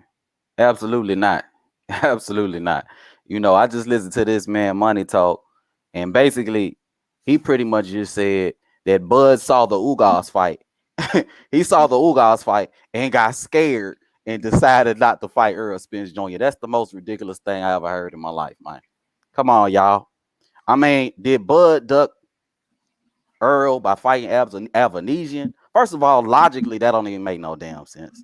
Because how could a guy who sacrificed everything in order to make the fight happen, all of a sudden at the 11th hour decide to duck? Logically, that don't make no sense, right? Bud went and got a belt when Earl and Keith told him to get a belt. But in reality, if he wanted to duck Earl, all he had to do in order to not make the fight happen was not get the belt. I mean, it's easy. You don't got to go into negotiations and do all this and all that in order to duck a fighter, right? If that's what you're trying to do. All he had to do was not get a belt, right? When Earl said he wanted to take the easy route, if Bud wanted to duck Errol Spence, all he had to do was move on after Earl said he wanted to take the easy route. It's easy as pie. It's easy to duck a guy when he gives you an excuse to duck him, a built-in excuse like what Errol Spence gave Bud Crawford, right? When a guy says that you on the wrong side of the street, if you want to duck him, all you got to do is stay on that side of the street. Wouldn't he have stayed on top rank if his intention was to duck Errol Spence Jr.? So logically, it don't make no sense for Bud Crawford to make all these sacrifices in order to get the fight with Errol Spence Jr. only to duck him. So logically, it don't make no sense. But in addition to the logic part of it, there's hard physical concrete as evidence that proves my point. The fact of the matter is you can't duck a fight that wasn't happening to begin with, right? You can't duck a fight that wasn't happening to begin with. And you know how I know the fight wasn't happening to begin with? I know the fight wasn't happening to begin with because Floyd Mayweather told us in October, a month before Bud Crawford announced his fight with David Avanesian, that the fight wasn't happening, right? Floyd Mayweather, Errol Spence's boss. Floyd Mayweather, Mr. You can't work for Al without working for me. And you can't work for me without working for Al. Mr. You can't work for Al without working for me told the world a month before Bud Crawford announced his fight with David Avanesian that the fight wasn't happening. But you telling me that the fight is happening after Errol Spence's boss told the world that the fight wasn't happening. That would be the equivalent to me and Knockout doing a debate, or me and Monty Brown doing a debate, and YouTube coming on here and saying that the debate ain't happening. How many of y'all would show up to a debate that YouTube said wasn't happening, right? And if you would show up to the debate, I got some dirt I could sell you on the low if you would show up to that debate. Because at the end of the day, when the boss says that the fight ain't happening, the fight ain't happening. But I know y'all don't like that. Y'all don't like that reasoning, right? So we can go ahead and we can dig a little bit deeper, because at the end of the day, we got further evidence that proves that the fight wasn't happening. Mr. Stephen Espinoza himself said this. Hold on here.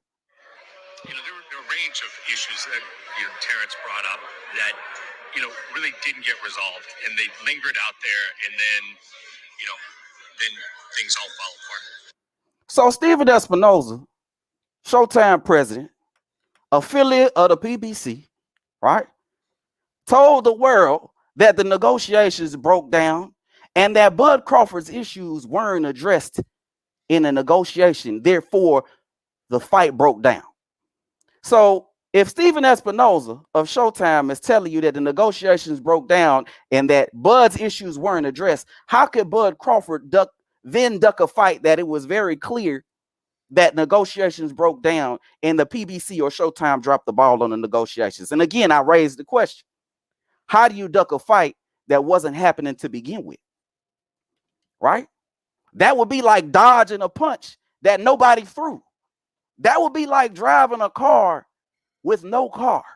You can't drive a car without no car. There's no reason to duck a guy that you weren't going to fight anyway, because it was clear to the world via Floyd Mayweather, via Stephen Espinoza, that the fight wasn't happening to begin with. So again, how do you duck a fight that wasn't happening? But again, logically, you telling me that Bud Crawford, a guy who sacrificed everything in order to make the fight happen, all of a sudden will come out of the blue and duck out of a fight that he made all these sacrifices to get done. It don't make sense at the end of the day. That's my time. Okay, you got 5 minutes left. Got That's 5 okay, minutes OG. left. All I'm right. gonna go ahead and wrap it up right there. Okay. Yeah, if he done, OG, he done. He ain't got to use the whole 10 minutes. Okay. All right. Cool. Okay, Money. You got 5 minutes as a rebuttal. Okay, I love what you try to come with, right? And that's just a punch in the gut, to see what he come with. Now, you see, these cats come with the same shit every time. Floyd Mayweather said, first of all, Stephen Espinoza and Errol Spence came out and checked that Floyd Mayweather shit. Stephen Espinoza been said, you know what? No, we can make this fight happen in December or January, right? Stephen Espinoza said Bud didn't have to have that fight at the end of December. He just wanted the fight. Second of all, Errol Spence already came out and told y'all Floyd Mayweather don't sign my check. So all this notion that, Floyd Mayweather is Errol Spence's boss is some sucker shit that these cats try to pick up and run with. Second of all, fam, this fight was slated for November the 19th. That was the date. November the 19th was the date. Then the date got pushed back because Terence Crawford drug his goddamn feet because he tried to be the negotiator for Earl the True Spence Jr. to where he ran off and said out his own mouth, right? Oh, well, Al Heyman is supposed to do the job. Al Heyman supposed to do what's best for Errol Spence. Meaning he supposed to negotiate for Earl to get more money. That's his job. I respect Al. But you run your ass off to two other entities and try to negotiate and try to be the promoter for Errol Spence, right? And coming back to you got $25 million on the table for you and Errol Spence a piece when we know that you ain't the A side. And if you're not the A side, that means you don't get no fucking 50-50. You understand what I'm saying? So if you got 25 for you and 25 for Errol Spence, that means it's a 50-50 fight. Negative, sir. Negative. You don't do business with me because this is PBC on this side, right? If you want to sit down and do business with PBC, you sit your ass down and do business with PBC. Period, fam. Then you sit up here and say, oh, the fight wasn't going to happen no place. Bro, don't you know that Errol Spence let the date pass up so the fight could happen? That's y'all notion. Y'all keep trying to say, oh, the fight wasn't going to take place. Yes, the fight was going to take place. Period. Y'all can try to listen to Floyd Mayweather all you want to. The reason why the fight didn't take place is because Terence Crawford didn't sign the goddamn contract. You sit up here and lie right out your mouth and say, oh, the man that made all the sacrifice. Terence Crawford didn't make not one fucking sacrifice. The man that made the sacrifice was Earl the True Spence Jr., right? Y'all say because Terence Crawford was saying, oh, I didn't get no guarantee. You know what? Errol Spence didn't get no guarantee, right? So is Errol Spence making the sacrifice or is Bud the only one making the sacrifice? No, Bud said that stupid shit in that motherfucking slash press conference slash whatever the hell that was to sucker you niggas mind out, right? But when Errol Spence came out on Twitter and fired his ass up and said, you know what? Neither of us was getting a fucking no guarantee. I was just getting a higher percentage because why? I'm the A side. You understand what I'm saying? Then you got what you was looking for in the contract, right? You wanted transparency. You got transparency. Errol Spence broke that shit down on your ass to where you got transparency, not in just that contract, but all three contracts that you was looking at that your ass didn't understand because your ass don't know how to do business. You claim I'm my own boss and all that word ass shit, but you sat down and you didn't know how to read the fucking contract the right way. So you ran and bought two more fucking lawyers, right? You went and got two more lawyers that you still didn't believe in because then you turn around, you go ask Al Heyman, could you sit down with me and break this shit down for me, right? So at the end of the day, fam, the fight was on the table. The man just didn't sign a contract for the fight to happen. The only man that was willing to sign a contract was Earl the True Spence Jr. That's the man that took all the risks. That's the man that tried to make the fight happen. He's the one that was going over and beyond to get this shit done. He's the one that was being patient with Terence Crawford after he was dragging his goddamn feet trying to go make the fight happen with two other fucking entities that Al Heyman's supposed to know, but none of them ever called Al Heyman to try to make the fight happen. So miss us with the bullshit of, oh, Floyd Mayweather said the fight wasn't going to take place. Floyd Mayweather don't sign Errol Spence checks, and he told you that, right? Stephen Espinoza told y'all, well, no, that's not true, right? We tried to make the fight happen. It was Terence Crawford that was beating around the bush. And in that same interview that you try to play it in totality when Stephen Espinoza told you that Terence Crawford was coming up with shit after shit after shit, dragging the damn negotiations on, and they was trying their best to make it happen with him. So they was actually taking their time out with Terence Crawford as to make this shit happen, not the other way around, bud. So don't try to bring that shit in and try to make it look like, oh, Stephen Espinoza said that Terence Crawford demands didn't get met. The demands got met because he kept trying to put demands after demands after demands every time they met one. You understand? And that just shows you he didn't want the fight. And that just shows you that he ducked the shit out of Errol Spence because he wasn't ready for the fight. Period, bro. All right, man. It is heating up in here, baby. Oh, yes, sir. It is heating up in here, baby. Oh, man. You got to Smash the like button real quick before you go to KD. Smash the like button. We got 318 people in here, 267 likes. Everybody that's up on this panel, from KD to Money Brown TV to KQKC, Right Side, Q the Guy, Lost Art of Boxing. You can find their links to their channels all in the description of this video. Obviously, we do this shit because we love boxing talk, but we do this too because we want to see these brothers continue to grow their channels. So please, whether you agree with what you're hearing, disagree with what you're hearing, they don't just all talk Errol Spence and Terence Crawford. They talk about all the boxing. So go subscribe to their channel. I guarantee you will find some content that you like. Go ahead, OG. All right. Okay. Box will die, baby. You got 5 minutes. Go ahead. Show your thing. You're on mute. Okay, here we go. So this man Money basically just said that because Floyd Mayweather don't sign Earl checks, that means he ain't the boss. But I wonder if the Warren Buffett, I wonder if he signed all the checks for Berkshire Hathaway, right? I wonder if the owner of Bank of America signed all the checks for Bank of America, right? I wonder if you go to any Fortune 500 company in America, if the owner of that company is signing all the checks for all their employees. I'm just trying to figure this out.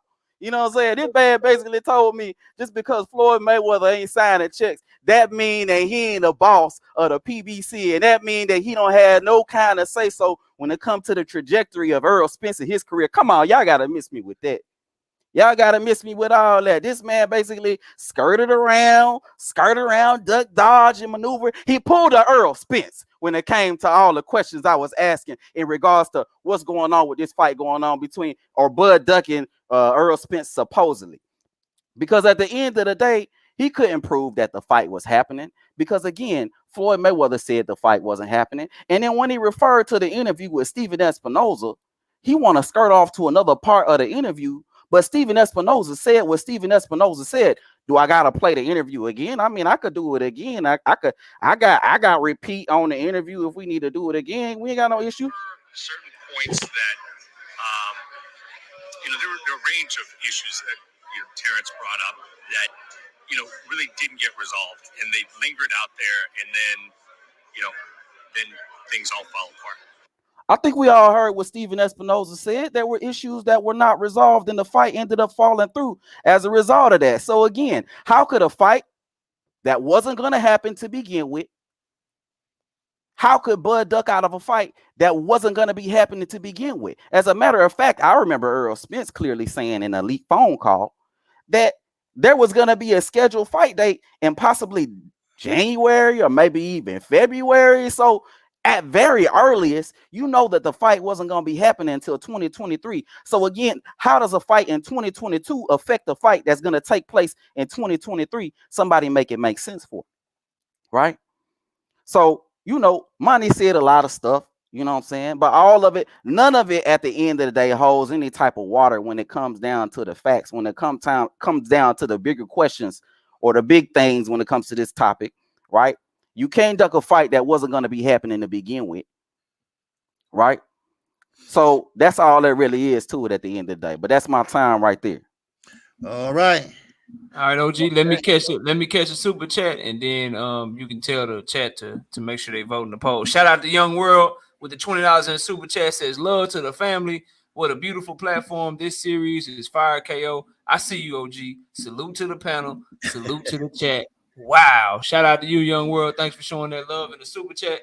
I'm going to put the poll in the chat for the people to vote, but you go ahead and go to the judges, OG, and see who they got winning the first round. Yes, sir. Make sure everybody vote. It's in the chat. All right. Okay, first we'll go to my man Dub, Right Side. How you saw it, man? Man, it was a fire first round. Man, Money came out cooking when he went to with Bud, the biggest fight for him as far as money wise goes was EJ. Then he talked about how you know what I'm saying, Bud was building his name off of EJ, saying he was ducking him for 5 years, and how EJ would solidify Bud as a Hall of Famer. And then he really after that he went into pretty much how when Bud saw what EJ did to Ugas, you know what I'm saying, then doubt started to creep into his mind, you know what I'm saying? And so then my brother KD, he came out and he said, hell, how can Bud be the one ducking when Bud the one who sacrificed everything? He went into how if he really wanted to duck, he wouldn't have went and got a belt. He went if he wanted to duck the fight, he would have stayed over at Top Rank. He wanted to try to come over to the PBC and make that fight happen. And then he went into how can you duck a fight that's not it wasn't going to happen. Talked about Floyd telling us how Floyd is if you're working with Al Haymon, you're working with Floyd Mayweather. And then in October, he said that Floyd told us this fight wasn't coming to fruition. You know what I'm saying? And then he brought up the void or the interview from Stephen Espinosa, where Espinosa is saying, you know, basically that if or Bud brought up certain things that never were resolved, and saying if those things weren't resolved, then shit, how can you duck it if Stephen Espinosa saying those issues that Bud brought up weren't resolved? Now I did have the one problem I did have. You still have 5 minutes on the clock, bro. Use your time respectfully. Your time, I always say that. Then getting into the rebuttal round, man, money he went straight into it. And it's like, hell, first off, EJ and Stephen Espinosa, they both kind of cleared that situation up with Floyd, saying with EJ saying Floyd wasn't his boss. Floyd don't sign his checks. Then money went into how the fight was supposed to be in November 19th, but ended up getting pushed back because Bud kind of drug his feet. He went to the rebuttal as far as the point that the brother KD brought up with Stephen Espinosa, going to later in the interview, speaking on what Stephen Espinosa said. And then also he brought up the point how Bud tried to go with the 25 mil, you know what I'm saying, and how he tried to more or less become the promoter for the fight for EJ. Hold on, let me flip my page. And then the brother KD came back in his rebuttal. He came back with trying to, or basically breaking it down, and I thought he used a great analogy where he said, you know, just because you're the boss of these Fortune 500 companies don't mean you're going to sign every check. Then he went to the leaked phone call where Earl was saying that the fight may happen in January. For the first round, I had to give it to KD. I thought there was some points in that money he could have touched on outside of the Ugas part, outside of Ugas in the first round, and so because of that, I did get a first round to KD. All right. All right. Before you go to Q, let me catch the super chat. Shout out to Men of Yah in the super chat with the $5. Says no promotional company is going to spend money and resources to negotiate a fight without intentions on making the fight. Shout out to Men of Yah with the super chat. Go ahead, OG. All right, Q. What's the Q, man? What you think, man, about the first round? You on mute? Yeah, man. You on mute? Yeah. No, he good. He good. There you go. Okay. Hey, that first round, man, that was cooking, man. That shit was. Hey, I feel it heating up. That KQKC, he said what I felt like. Oh shit, this shit kind of heating up after that. Like so first off, man, I gave it around to KD. Shit. So the only reason I kind of gave it to KD because his round was short. You know, I think like that audio of Stephen Espinosa, you know, that was like one of the things he said in the last interview, you know, that he did, not referring to the one that Monty was talking about in the rebuttal. And in Monty round, I feel like it was a lot of filler, you know, talking about the Manny Pacquiao and the belt and Ugas. It was just a lot of filler in that round, even though KD's was short. So I kind of called that one like even, but in the rebuttal, I feel like Monty Brown, he was talking about Terence Crawford going to get money to make the fight. Now, if he going to get money to make the fight, why you can't say he trying to duck him? You know, I would agree with him if he would have said, man, you know damn well he ain't gonna do da.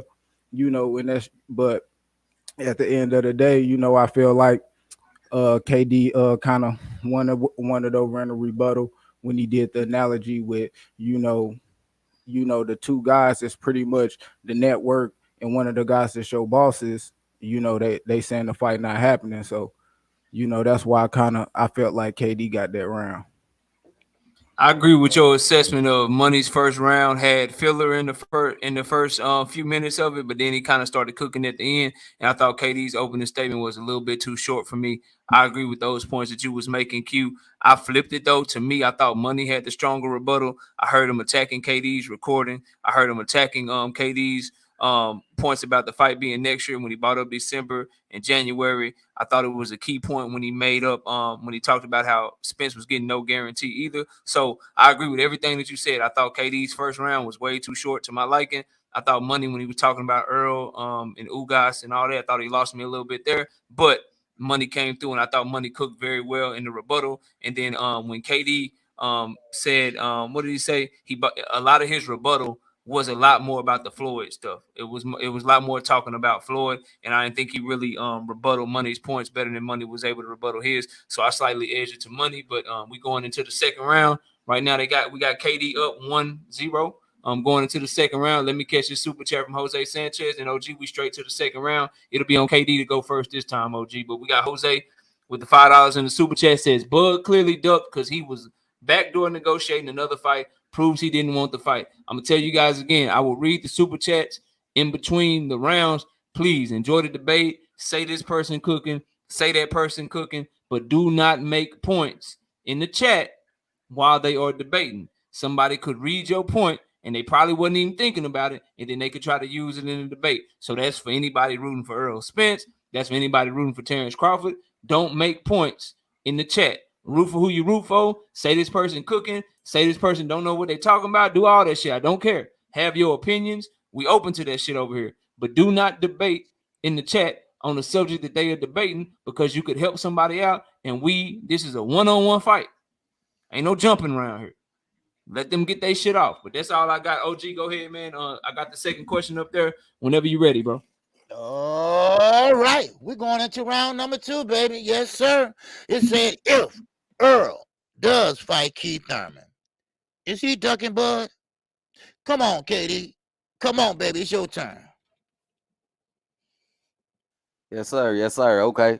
So if Earl fight Keith Thurman, is he ducking Bud Crawford? Absolutely. Absolutely. He ducking Bud Crawford if he fight Keith Thurman. And there's really two reasons that sum up the reasons why it would be a duck by him fighting Keith Thurman. So the first reason is that Errol Spence has a track record of this kind of behavior, right? This ain't Errol Spence's first rodeo when it comes to fighting guys before a Terence Bud Crawford fight. The fact of the matter is that Earl could have fought Bud, but he chose to fight Mikey. Earl could have fought Bud, but he chose to fight Sean. Earl could have fought Bud triple time, but he chose to fight Ugas. He even chose to pay Staniona step aside money in order to get Ugas in the ring. When at that particular time, Bud Crawford was a free agent. Bud Crawford had a belt. Bud Crawford offered him the most amount of money on the table of all welterweights. So I ask you, why didn't Errol Spence take the fight with Bud at that time? No, he didn't do it. He decided that it would be a better idea to fight Yordenis Ugas, a guy with 4 losses, a belt, mind you, but barely a name in the sport of boxing rather than a fight of Terence Bud Crawford. So the first reason is that Errol Spence has a track record of this kind of behavior, right? We've seen this over and over again. And for him to fight Keith Thurman in yet another fight that he took instead of a Bud Crawford, this is just more fuel on the fire. This is Errol Spence pouring more gasoline on the flames when it comes to him ducking the hell out of Terence Bud Crawford, right? So that's the first reason why this is a duck by him fighting Keith Thurman, right? But the second reason that this is a duck by Errol Spence fighting Keith Thurman is the fact that he's fighting Keith Thurman at 154 pounds, y'all. Drop mic. I could end it right here, but I'm not going. He fighting Keith Thurman at 154 pounds, right? A weight class he said he would never fight at. Fighting a guy he said he would never fight. He's fighting him at 154 pounds, and I know what y'all thinking. Well, KD, he's fighting at 154, right? He could come back down to 147 pounds. You ain't gotta say, it ain't gotta be a duck, but it is a duck. You know why it's a duck? Because you don't take a fight at junior middleweight in order to prepare for a welterweight bout. That ain't how it works, right? That ain't how it works. How many world champions do you see go up a weight class and then come back down for their biggest fight of their life? How many championship level fighters do you see that and work out for them, right? Usually if they do it and then they lose right afterwards, right? And I'm sure Errol Spence knows this, right? So to say that this man saw it fit to go up a weight class and then come back down for the biggest fight of his life against the guy that is favored to beat him by all the legends, Mike Tyson, Sugar Ray Leonard, right? James, Tony, the list goes on and on and on. To say that he's looking to do that it's just not realistic at the end of the day. It ain't probable at all for Errol Spence to be considering doing that, right? So those are the two main reasons. Again, just to recap, at the end of the day, Spence got a track record of fighting guys before he fought Bud, so this is just another cog in the machine. And then another thing is he's fighting at 154 in a fight. He's fighting at 154, and you don't prepare for a fight at 147 by taking a fight at 154 pounds. It just don't make no sense at the end of the day, right? So those are my two reasons right there. I'm gonna go ahead and time right here. All right. Okay, man. It's time for Money. We talking about Money Brown. He's coming up with 10 minutes. Go ahead, Money. I can't believe I lost the round to somebody like this. Bullshit. But check this out, y'all. Check this out. First of all, how the fuck could Errol Spence be ducking Keith one-time Thurman? Ducking Terence Bud Crawford about fighting Keith one-time Thurman. Let's check this out, y'all. Now, we all seen that Terence Bud Crawford was in control to get the Errol Spence fight. All he had to do was sign the contract, ladies and gentlemen. Now, these cats cry up and down all around that Errol Spence been ducking Terence Bud Crawford, right? So, if Terence Bud Crawford had an opportunity to fight Errol Spence, why didn't he sign the goddamn contract that led Errol Spence to fight one-time Keith Thurman? Because if he signed the contract, there's no way possible that Errol Spence get a fight with Keith Thurman, right? So now let's check this out. Terence Crawford go out here and sign to fight David Avanesian. So once he did that, PBC has to focus their attention on getting Errol Spence a fight, right? I repeat, they have to focus their attention on getting Errol Spence a fight. Not only that, Terence Crawford knew that Errol Spence was going to have another fight after he signed the fucking David Avanesian contract, running out the back door on the biggest fight of his career. So when we're looking at the situation, right, when Errol is sitting over here, has no fight, he's a free man, you understand? What the fuck do he supposed to do? Wait for Terence Crawford to fight David Avanesian and then say, okay, bud, you make your money, you feeling good, you got your 10 million, the alleged 10 million you're supposed to get, okay, now you ready to fight? Hell no. You go out there and you look for another opponent. Not only any opponent, you go get Keith one-time Thurman, the former unified champion, right? Former unified champion. Not a fucking David Avanesian, somebody that you go stump the fuck on and just move right over with.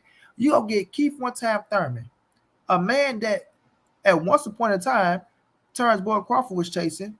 Oh, I don't want to fight Errol Spence. He came up wanting to fight Keith Thurman, right?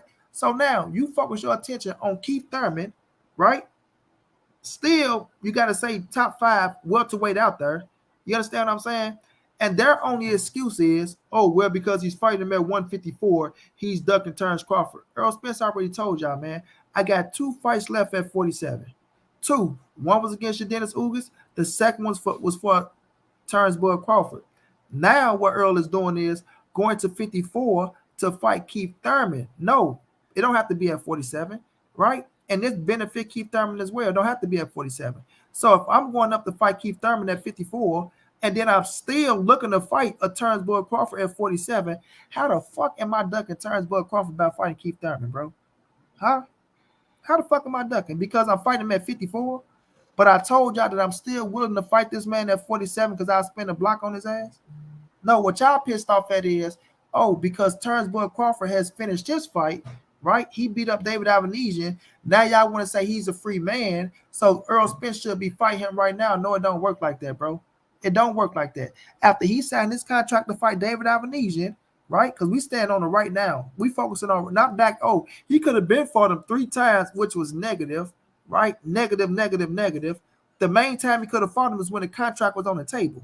You understand? They offered this man a contract. He got what he asked for, and he still turned it down. So by him turning down that contract, right, and going to sign another contract to fight a David Avanesian, yes, that leave Errol Spence open for a fight.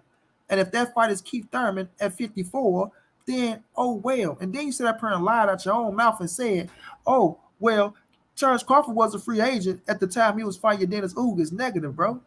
He fought in fucking April. You understand? So when you're looking at the situation, Terence Crawford was out in that motherfucker trying to what? Who did he fight? Sean Porter, right? Showtime Sean Porter. So oh wait a minute, what's that? 2021. You know what? You might be right about that. I might be got my little years messed up on that one. But even in all, when we look at that situation, right? If he would have signed a contract, it wouldn't have been no Keith Thurman out there, bro. It wouldn't have been no Keith Thurman out there. And still in all, we say he was a free agent. He wasn't trying to get no fight because he was wasting his time on trying to sue Bob Earn. You understand? He was trying to sue Bob Earn when Errol Spence was already locked into a fight with fucking my man Dennis Ugas, right? So you can't sit up here and say that he's ducking somebody, fam. You can't sit up here and say he's ducking somebody. Terence Crawford had all the opportunities in the world to fight Errol Spence. He turned it down. But you Negroes won't put the blame on him. Y'all want to blame Errol Spence for every goddamn thing. So now that he's fighting one time, right? You can't get pissed off at that. It's about after he fight Keith Thurman. Y'all only thing should be, oh, well, look, don't lose to Keith Thurman. Bring your ass back down to fight Terence Crawford. And I'll be okay with that. But you can't sit up here and say, oh, because you want to fight Keith Thurman, you ducking Terence Crawford. Negative, boy. Because Terence Crawford didn't want the fight when he had an opportunity to get the fight. Period, fam. So now EJ is going out there to get him a bag, right? Against a tougher opponent than a fucking David Avanesian. Nobody can say nothing. Nobody can say nothing. Y'all whole thing is, oh, he's not fighting for the world title. Oh, he's afraid to fight this dude, so he's afraid to fight Bud. No, negative, fam. It don't matter if a fucking title was on the line or not, bro. It's still a big-time fight against one-time Keith Thurman, a former unified world champion that's still a threat, right? I look at it as the first 6 rounds is still dangerous for anybody. It's a more dangerous fight than what Bud did with David Avanesian. You know what I mean? He just have to win the goddamn fight, Errol Spence, right? And then after that, see if he come back and spin the block on Terence Crawford ass. So we will see, right, after this fight take place, what's going on. But we still see Terence Crawford look like he's trying to run and sign a goddamn contract with Golden Boy. So do he really want to fight with Errol Spence? Because if so, right, you'll be trying to get one fight and then wait for Errol Spence to come back down, bro. So miss us with the bullshit of, yes, he's ducking Terence Crawford by fighting Keith Thurman at 154. Negative, bro. He's doing what he's supposed to do. Going up to 54, right? Fighting one-time Keith Thurman, not killing yourself to come down to 47 for a fight that really don't matter at 47 because you are the world champion. If you fight Keith Thurman at 47, you're not winning shit. What do you gain? What do you gain? Or you continue to be the unified world champion that you are already? Huh? And you just add Keith Thurman to the resume? Or you can fight Keith Thurman at 54 and still add his ass to the resume without killing your body to make 47. You understand? Yes, I will kill my body to make 47 for Terence Crawford because it's for undisputed, right? It's for undisputed. It's the biggest fight in boxing, and I gained something from it. But why would I kill myself to fight Keith Thurman at fucking 47 when I already said I'm going to 54 if it's no fucking Terence Crawford? So you can't get pissed off that Errol Spence is fighting this boy at 54 and not fighting him at 47, right? It's still the same thing that he gained with fighting Keith Thurman at 47 and at 54. It's a different if you fight Terence Crawford. You feel me? So at the end of the day, man, we gonna see what Errol Spence do after whooping his boy ass to see if he want to spin a block for Terence Crawford if he's still there, right? If he's still there, if he don't sign that goddamn Golden Boy contract, because if he sign that contract, that just solidifies that he don't want the Errol Spence fight. You did that just solidifies it and it prove our point that he's still ducking Errol Spence. You feel me? So we'll see what EJ want to do. It's all about what EJ want to do now, not what Terence Crawford want to do. You feel me? And that's what you Bud fanatics and you Bud Fagonites got to understand, bro. Terence Crawford don't dictate the pace for Errol Spence. Errol Spence dictate the pace for Errol Spence as the A side. You understand? And if Bud wanted to fight, he would have signed a goddamn contract, but he didn't sign it. So he the one left the door open for Errol Spence to fight one time Keith Thurman at 154 pounds. You understand? Period, fam. All right, real quick, OG, before you go to KD, I'm behind on you. Okay, hey, knock out. Rick Moon, you have to keep statements like that to yourself or you're going to leave. All right? What did he say? I missed it. Money Brown is straight garbage. All right? Oh, yeah, y'all don't insult KD or Money, man. We right. Bro, they can say if they want to say. They can say if they want. I'm not. Yeah, let me catch these cash apps and these super chats. Then we want to keep this thing going so KD can offer up his rebuttal. But shout out to James Hackett with the $20 in the cash app. Appreciate you. Dahlia with the $5 in the cash app. James didn't even say nothing. He just wanted to support the channel. But Dahlia says, for if Ryan wants to fight, just sign the damn contract. Then we got a couple of super chats over here. We got T-Bone Boxing in the super chat. Says salute to everyone in the chat. Good debate tonight. Yeah, T-Bone fire debate. Shout out who Israel in the super chat with the $2. Salute y'all 100 #Bud Duck. And salute to Damien. Damien, I'm gonna read yours in a minute because I don't like the debate. I don't want to put that up there during the debate round. After the round, I'll read that one, bro, because that's kind of a point. And I don't want nobody making points in the chat, bro. But I appreciate the support, and I'll read it after the round, Damien. But I got it started. We ain't gonna forget it. I'm gonna still put it up on the screen. All right, OG, you can go ahead and go to KD, man. Yes, sir. KD, you got 5 minutes, baby. Let's see it. Yes, sir. Yes, sir. Okay. So this man, Money was talking about why Bud didn't sign the contract. First of all, let me just say this. This man spent about 10 minutes talking about Bud ducking, but the question is about, is Earl a duck for fighting Keith Thurman? So judges, I just need y'all to, first of all, this man ain't answered the question at all.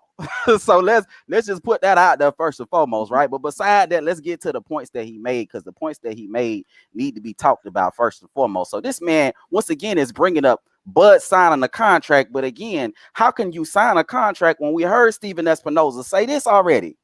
Here we go. Points that, there were a range of issues that Terence brought up that really didn't get resolved, and they lingered out there, and then then things all fall apart. So if you got a range of issues that were not resolved, right? How in the hell are you expected to sign a contract like that, right? That would be like me sending you a contract that got anything on it, and you just signing you closing your eyes and you just sign or whatever I send you. It don't make no sense. Don't nobody sign no contracts like that.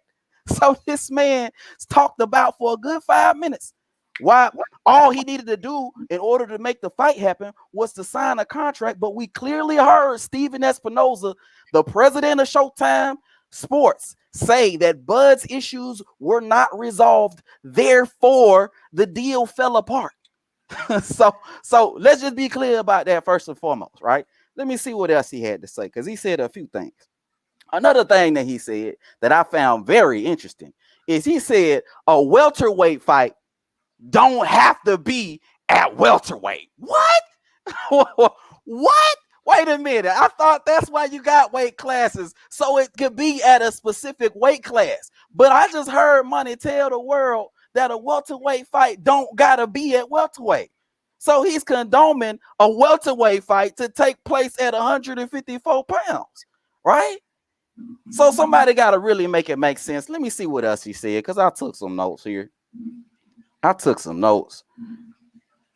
He says, how does a lawsuit with a guy? Okay, he brought up the lawsuit with Bob Arum. I think he retracted this statement, and I'm so glad he did, because he really said, he wouldn't put his foot in his mouth when he said that Bud Crawford wasn't a free agent, right, when the Ugas fight took place, when it's clearly documented that Bud Crawford left his promoter, Top Rank, Bob Arum, November of 2021, and the Ugas fight took place April of 2022. So during the time that Bud wasn't a free agent, or that Bud was a free agent, he could have very easily made the fight with a Terence Bud Crawford, but decided to pay Stanley Jonas step aside money in order to get Ugas in the ring, right? So again, I'm done refuting all that as far as what he was saying. But at the end of the day, it's like this. He could never answer my questions as far as Errol Spence ducking fighting Keith Thurman, because again, there's no justification for Errol Spence fighting at 154 pounds. There's nothing that he can say that will ever justify that, especially when it's a bout that's supposed to take place at 147 pounds.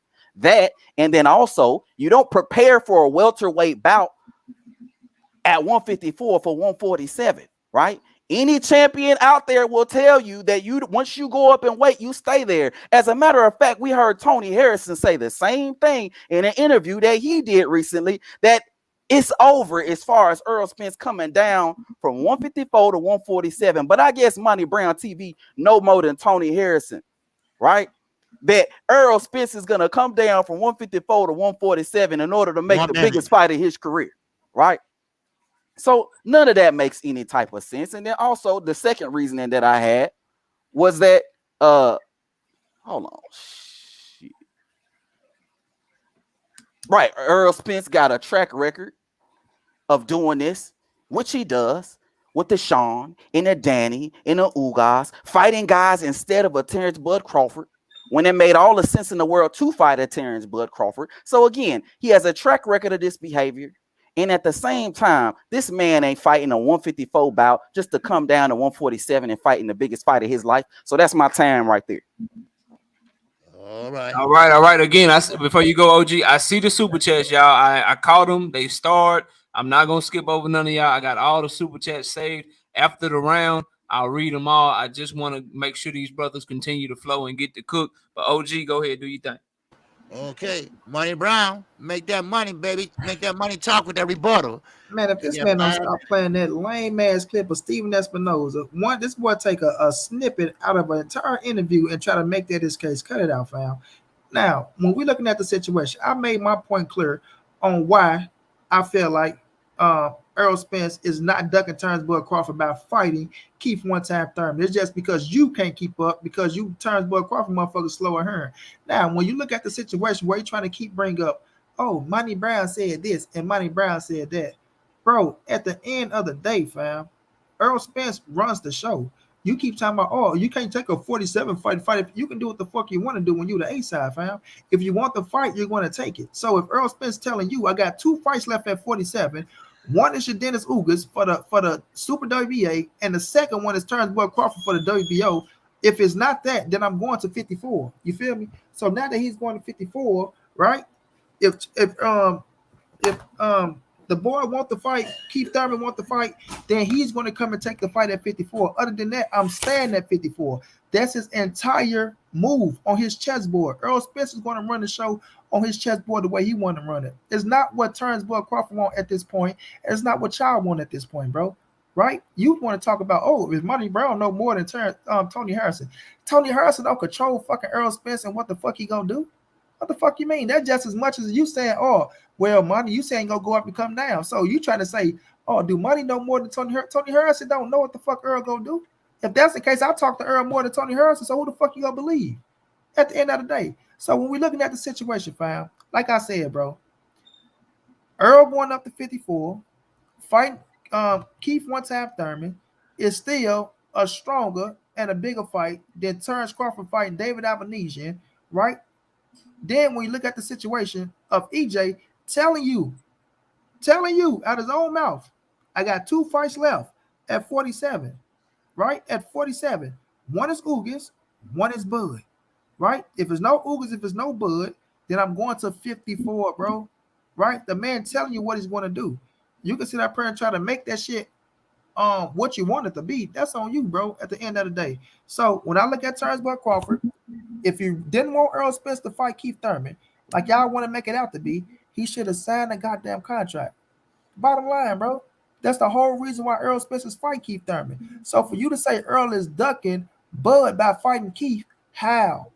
when Bud controlled it, what Earl do next, right? Sign the contract, you fight me.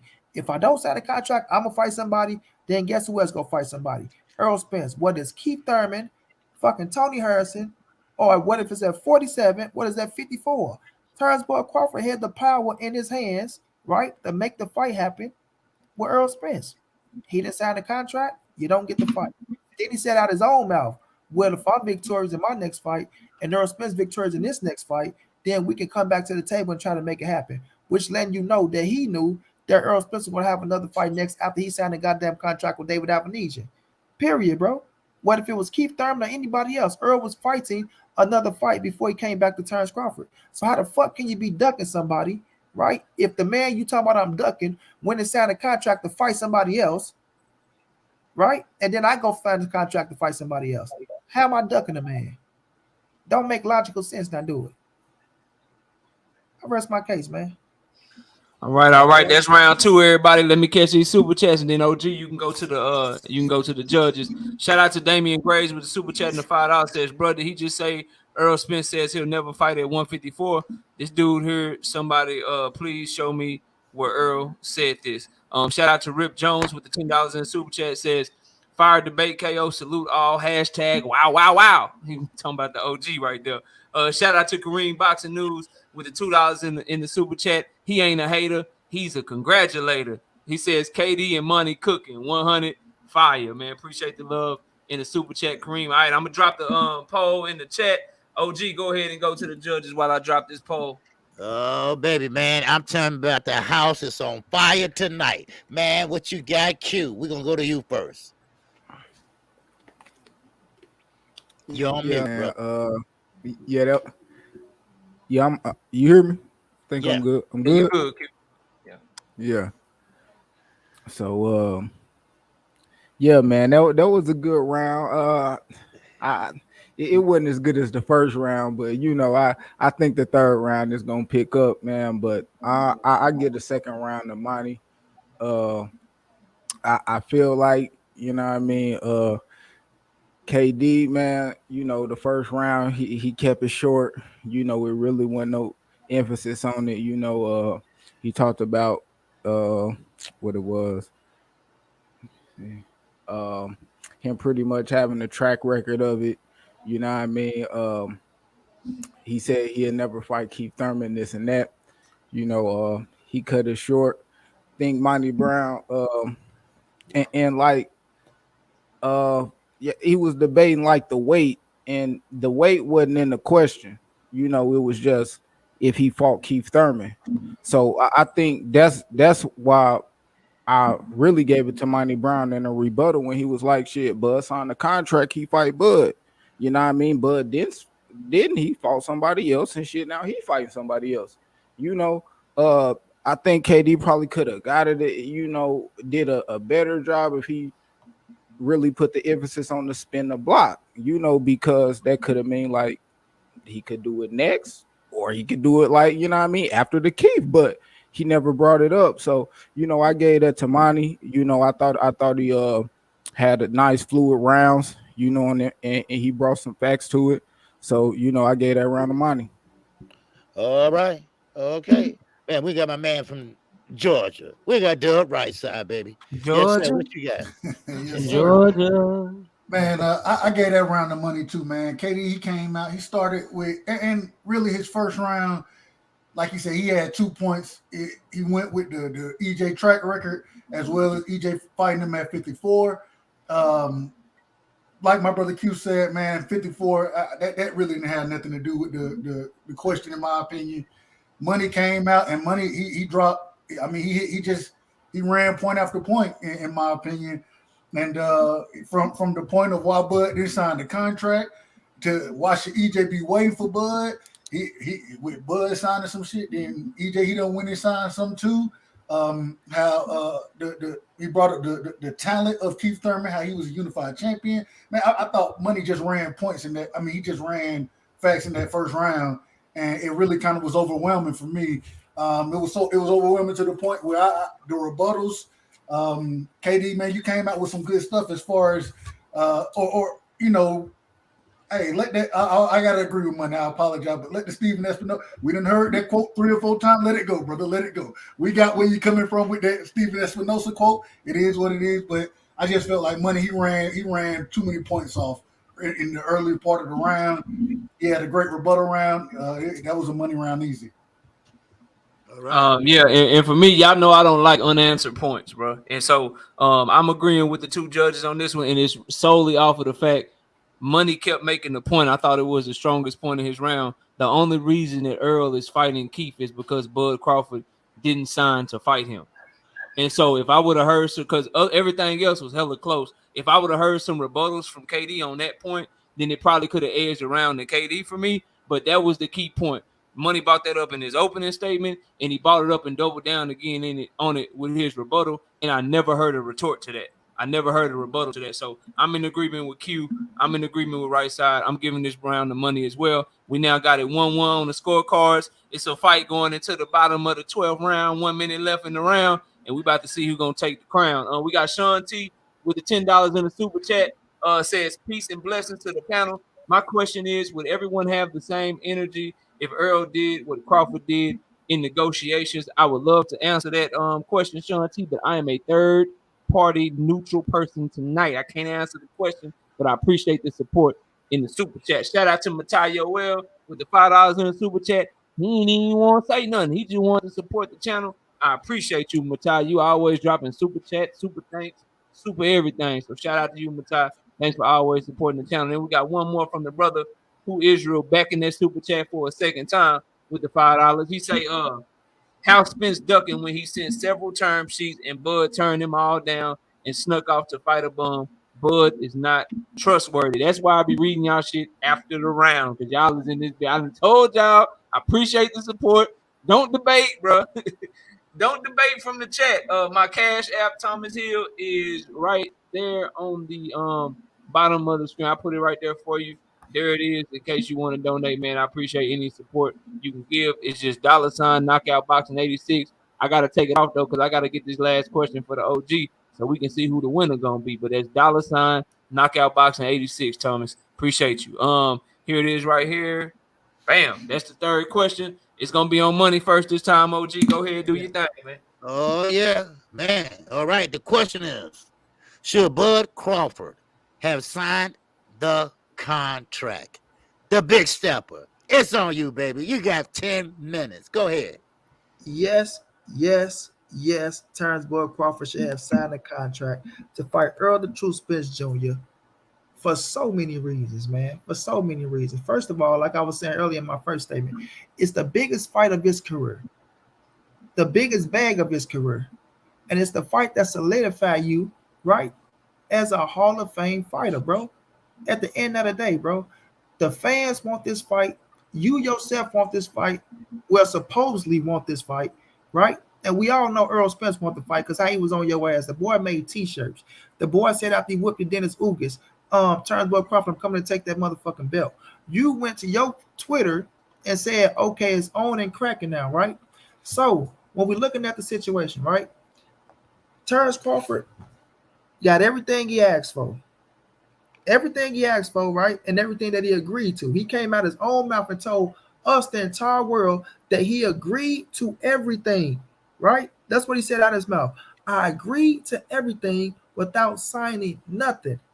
Didn't sign nothing. So, yes, he should have signed a fucking contract, right? This was the fight that was if you go out there and beat Errol Spence, bro, if you go beat Errol Spence, that's bigger than anything you did in your entire career, right? For undisputed at 147 in the 4-belt era. The 4-belt era, bro. You understand? You doing something that a lot of welterweights didn't do at the welterweight division, and it sets you apart, and it makes you, right, a top shotter now to go on and do what you want to do in boxing. If you sign a contract and beat Errol Spence, bro, if you beat Errol Spence, you can do what you want to do after that, fam. You can do what you want to do. Now, he got what he asked for. You know, these dudes come out here keep telling y'all, oh, it wasn't no contract to sign at first. Stephen Espinosa said, no, it was 3 contracts to sign because he kept asking for things to get changed, ladies and gentlemen. He kept asking for things to get changed. And he knew that fight was going to happen in 2023. and he agreed to it, right? Now, first of all, Errol Spence said this, y'all. Peep this. He asked for approval. This when he came out talking about he wanted for these cats get to come down here. He wanted transparency. This the transparency gap. Peep this. He asked for approval of expenses. His company TBC to have a chance to review and sign agreements. Said yes for the events. Reviewing and approving agreements before they are executed. The choice of which way to proceed is up to TBC. Said yes next to the tweet. And last but not least, Crawford wanted to know if revenue from the fight would be placed into a mutual agreement account and only be released upon all parties' agreements. And he said, my team said yes. So when they come out here and say, oh, well, Terence Crawford was the only one making, taking all the chances and doing this and doing that to make the fight happen. No, Errol Spence was the one that was agreeing to everything to make the fight happen with Terence Crawford, even agreeing to himself not to get a no upfront guarantee, just to put things on an even playing field with Terence Crawford to make things, you know what I'm saying, justifiable on why he should have signed the contract. So when you got a contract and you got everything that you asked for, right? Because these are the last three things that he wanted, right? And that can be verified by Dan Raphael as well. You understand? I can play all type of receipts, but I'm not gonna go there. Dan Raphael came out and said that yes, that the PBC was on the verge of getting the fight done with Terence Crawford. They think they reached the agreement, giving him everything that he asked for, right? It just came down to the point to when he couldn't ask for shit no more, and they finally giving him what he asked for. He knew that it was real. He knew that it was real. You know what I mean? So he ran his ass out the back door. You understand? But because PBC sat there and from April, as he say, well, no, from June all the way to October to deal with him, right? Being fair with him, even though he said he wasn't being fair. You understand? Giving him what he asked for. Yes, he should have signed a goddamn contract, bro. There's no ifs, ands, and buts about it. No ifs, ands, buts about it. And us, as the fans, us all waiting for the goddamn fight because we deserve to fight. Boxing deserve to fight. And because y'all been running on and saying that this man been afraid of y'all for so goddamn long, and now that you finally get your opportunity, bro, you finally get your opportunity to go out here and fight this man, right? You should have signed a contract, bro. You should have signed a contract if you really wanted to fight like you say you did. You know what I'm saying? So when I'm looking at the situation, bro, if you got Errol Spence making all these sacrifices, like Terence Crawford making all these sacrifices to give us, the fans, the biggest fight in boxing, you understand? Why not? Why not, bro? Unless you're afraid of something. You know what I'm saying? Unless you feel like you're not ready. You did? The contract was on the table. This is as real as the fight was ever going to be. This is as real as the fight is ever going to be. Not all that make-believe shit. Oh, he could have fought him back then when he fought Sean Porter. Or he could have fought him when he fought Mikey Garcia. Or he could have fought him here. Or he could no, this is as realistic as the fight is ever going to be, bro. Right? What people always say, fighters. Oh, we can't sign shit until that contract come across my desk. Right? So that contract came across his desk. Right? And we all know it takes a little time for negotiations, especially of a fight of this magnitude. So we know it's going to be some give and some take on both sides, bro. But Terence Crawford didn't want to give shit. He didn't want to give nothing. And every time he go out there and look at the contract, he wants something different, right? He got to complain about every little thing. You feel me? Oh, it's the date. Oh, it's the upfront money. Oh, it's the transparency. Now when they got it, all that shit figured out, he turned his back. You know what I'm saying? He turned his back. So we can't keep saying, oh, well, this wasn't met. Oh, Steven Espinoza play a little clip. This wasn't met. Because I can go to that goddamn interview and show you where Steven Espinoza say Terence Crawford was being difficult on many occasions, bro. Many occasions, right? And that they try to make the fight happen, that it could have happened at the end of December. It could have happened early January or in February. You understand what I'm saying? So if a man can fight December the 10th, if you can fight December the 10th, then you can fight in January, bro. But what they was trying to do was, the only reason why they pushed it to February, because they was trying to promote the fight to get them the biggest bang for their buck, because they wasn't getting no upfront money. You understand? They was getting the back end, 60, whatever the percentage was. I ain't gonna say the percentage because we don't know. But whatever the percentage was for Errol Spence and Terence Crawford, they wanted to drag it along for a couple more months to promote it the right way, right? Do a 3-city press tour so they can get the biggest bang for their buck. And Terence Crawford knew that. He knew what it was, fam. He just didn't want the smoke. So yes, he should have signed a contract because it was the biggest fight of his career. It was the biggest bag of his career. It was the fight that, and if you ask me, is he a Hall of Famer? Yes. Is he gonna be a recognizable Hall of Famer? We can't say. But if you would have signed a goddamn contract, fought Errol Spence, and possibly beat him, your name would have been remembered. You understand? You would have been a recognizable Hall of Famer, and nobody can say shit. You could have shut up all the questions. You could have silenced all the Errol Spence fans, right? And you could have came back in a rematch and demanded more money or did whatever you want to do as the A side. You feel me? But you didn't want to do that, bro, because it didn't seem like you believed in yourself. You know what I mean? You talked all that shit until shit got real. You feel me? And when that contract popped up on the table, that's when shit get real. 2 You understand? minutes. They negotiated with your ass. They gave you everything you asked for.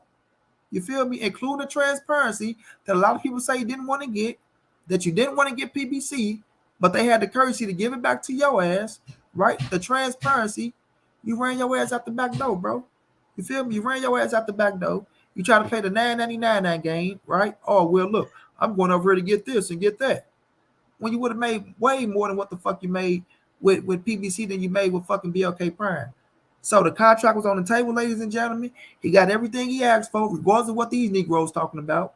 He got what he asked for, right? He wasn't the only one taking chances. Errol Spence was taking all the chances just as well. Or we could say Errol Spence was the one that really took the chances, right? Because he's the only motherfucker that really go sign the contract. You did? So when we look at Terence Crawford, yes, he should have signed a goddamn contract for the biggest fight of his career. I rest my case, man. Woo-wee! Wow. Man, it's time to close the show, baby. It's time to close the show. All right? Go ahead. You got 10 minutes, baby, to close the show. All right, let's close the show with style, man. Money Brown said a lot of things, but let me make my points real quick, man. So first and foremost, should Bud Crawford have signed the contract? Absolutely not. I mean, honestly and truly, man, it amazes me how the logic some people have. They feel like just because the fans want to fight, a guy got to sign a contract with his eyes closed. A guy got to just put his name on anything. But if I guarantee you that if I send a contract to anybody in the chat or anybody in the panel, they're going to want to know what the particulars are, right? They're going to be very particular about what they signing, right? But they expect Bud Crawford to sign a contract that they wouldn't sign their damn self. You know how I know they wouldn't sign their damn self? Because Bud Crawford, at the end of the day, just on this deal in general, let's talk about the fact that the man wasn't getting no guarantee. Oh, Earl wasn't getting no guarantee either. Earl wouldn't get no guarantee either. Well, just because Earl fighting for free, that mean I gotta fight for free? Is that how I go? Because you do charity, does that mean I gotta do charity? Because that's Earl peoples, them ain't Bud peoples. So Earl not getting a guarantee ain't got nothing to do with Bud getting a no guarantee. So that's trash, right? Not only that, but every single one of Errol Spence's prior opponents got a guarantee, right? In addition to the fact that Bud was trying to take a 35% split, right? Which Mikey, Danny, Sean, Ugas all got more than 35%, but Bud got to take 35% on this contract. But let me guess. Earl gave him everything he wanted, right? That's what the argument is. He gave him everything he wanted, even though Monty in the same rant admitted that they pushed the fight back to 2023 when it was very known that Bud wanted the fight for 2022. So how you give Bud everything he wanted by pushing a fight that's supposed to be for 2022 down to 2023? Oh, okay. Bud is supposed to sign off on that, right? Okay, I get what it is. But it comes down to this, though, at the end of the day. And I know y'all don't like my Steven Espinoza clips, but you know I got them. So y'all gonna have to listen to the motherfuckers, right? Y'all gonna have to listen to them. I got more than one clip. So the first clip I mentioned, right, as far as the deal breaking down between Bud and Errol Spence, y'all know that clip. But y'all didn't hear the clip from Steven Espinoza when he said that they were not good to do approval over expenses. Let's listen to that real quick. Hold on, that's the wrong clip, y'all. Hold on, here we go.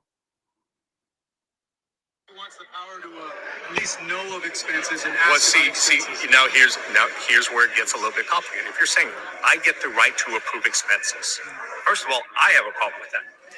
So Stephen Espinoza came out of his mouth and said that he got a problem with Bud Crawford having the ability to approve expenses. We can clearly see that that's an issue because Bud Crawford's getting paid on net guarantee, which means that he's getting paid after expenses. So without any control over the expenses, that means Bud Crawford don't have any control over a purse that's used to promote his fight that he's getting paid off of, but not only getting paid off of, he's getting paid a lower percentage off of. So y'all really got to make this make sense as far as saying that Bud is supposed to just randomly sign a contract that a lot of y'all nobody on the panel and nobody in the chat more than likely would sign a contract like that if I had control over whether or not you will be able to make money or not, right? Money also made a whole bunch of other points, right? And let's go over some of the points. He said that Bud Crawford will be getting his biggest bag, right? Where's the proof that Bud Crawford will be getting his biggest bag in a fight with no guarantee? Somebody make it make sense. I don't know how many of y'all run businesses, but there's no guarantee you're going to make a profit when you run a business, right? Do you start a business with a guarantee that you're going to make money? Absolutely not. So, but that's the hope and the dream that you get when you fight without a guarantee, right? So that was the first thing he brought up. Another thing he brought up was this. He said that Errol Spence made these quote unquote sacrifices in order to get the fight done. He said that Errol made these sacrifices, but ain't named damn near no sacrifices that Errol made in order to get the fight done. We can name things that Bud did tangibly in order to make the fight happen, from getting a belt to crossing the street to waiting on the easy route. We even can name Bud Crawford petitioning the WBC and the IBF in order to become Errol Spence's mandatory in order to get the fight done. But all money can do is arbitrarily say that Bud made sacrifices in order to get the fight done. Somebody make it make sense, right? But again, I'm just going to reiterate my points once again. And the fact of the matter is, Bud should not be subjugated to even receive a contract like that, let alone sign a contract like that. Again, without any approval over expenses, which we confirmed was an issue via Stephen Espinoza. There's no guarantee Bud Crawford makes any money on a fight at all, right?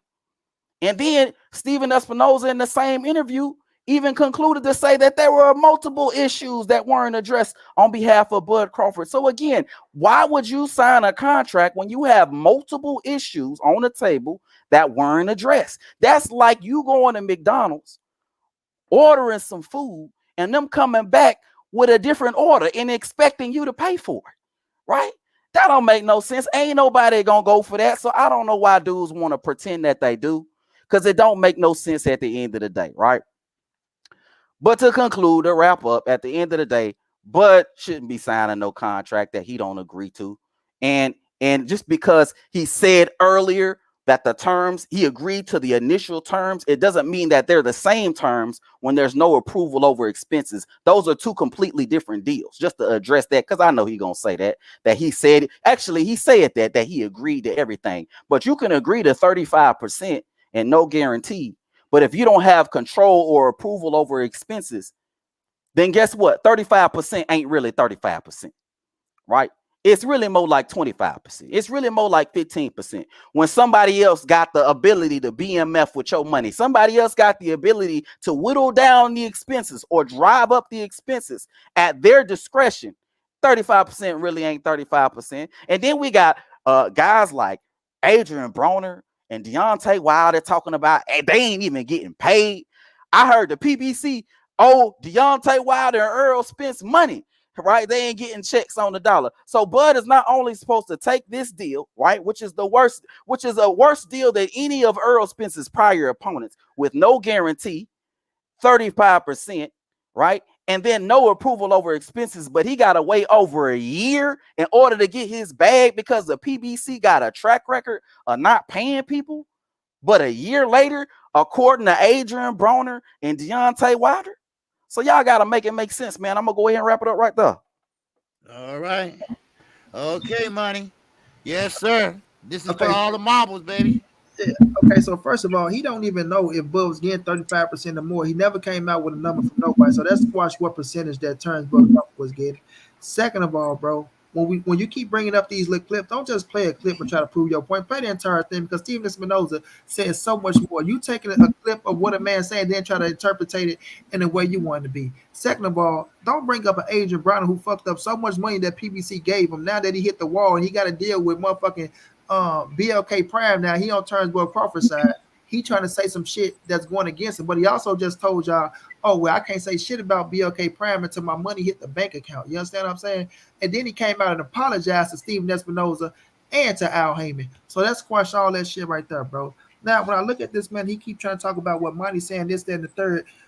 Listen, y'all, Turnbull Crawford sat down with the contract. When he asked for these last three things to be changed, he sat down with the lawyers, with the contract, went over the contract. So how are you signing a blind contract when you the one spent money on these high-priced lawyers that you told Errol Spence, hey, Earl, I got a strong team, don't it? And Errol Spence say, yeah.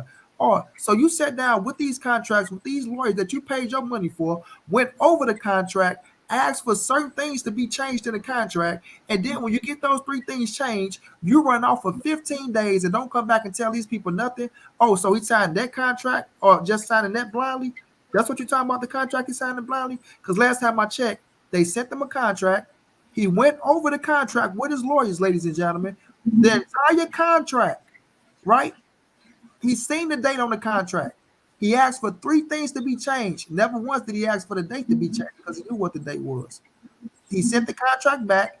Errol Spence just told us they agreed to what he asked for. They agreed to what he asked for. You understand? Turnbull Crawford never said in those tweets that, oh, well, no, y'all didn't give me X, Y, and Z. No, once they agreed and gave him what he asked for, the man took off, ladies and gentlemen, for 15 whole days, not telling PBC now anything, nothing, nada. You feel me? Next time they look up, he backstabbed these people and signed a contract with David Albanese, right? So what the fuck are you talking about? He signed the contract blindly, right? Why the fuck would he go hire these lawyers to go over this contract and ask for these things? He never wanted to fight, bro. He never wanted to fight. And that's the reason why he should have signed the contract. But that's the reason why he didn't sign the contract. Because he got what the fuck he asked for and he couldn't pull the wool over people's ass no more. You understand? That's why he was doing business with the PBC side. With the BLK Prime side to get out of the fucking contract with Errol Spence. Period, fam. So he can't keep sitting up here trying to make the notion of, oh, they just sent him a contract and, oh, he's not supposed to do this. He the one told you and everyone else that he agreed to everything. Last time I checked, when you agreed to everything, that means you looked over it all, right? And you ready to play ball. It ain't that you take it and then run off and then lie to you. 2 minutes. Yeah, run off and lie to your weird ass fans so they can just make up anything to try to discredit Errol Spence to fit your narrative, bro. That's all it is. The man did something to try to fit a narrative. But at the end of the day, you can't deny that the man got what he asked for. He got what he asked for. And he still haven't showed y'all a draft or anything that Errol Spence told him to show what percentage that he got right on the back end. And yes, he would have got the biggest bag of his career because we all know that fight was going to sell. And that pay-per-view fight was going to do better than fucking David Albanese. It was going to do better than Amir Khan. It was going to do damn sure do better than fucking Victor Postal, right? We all can agree to that. You feel me? So yes, he would have got the biggest bag of his goddamn career and the biggest fight of his career. And guess what? If he would have won, he could have came back in a rematch and got even bigger bag. So don't try to sit up here and play semantics with us, bro. At the end of the day, we all knew what Errol Spence and Terence Crawford was going to do. He should have signed a contract. That's what we all. He should have signed a contract because that was the contract that was going to solidify his ass and put him on top if he was victorious. Once again, in that contract, you can't dispute that he got everything that he asked for when he sat down with his lawyers that he paid high-priced money for, went over the contracts, agreed to what was in the contracts, asked for things to be changed. They changed it for him, and then he ran up on them people, not saying shit for 15 whole days. Next time they look up, he backstabbed them people, and they was even confused. Period, bro. All right, man. Woo! My hand is hot, baby. It's hot right now.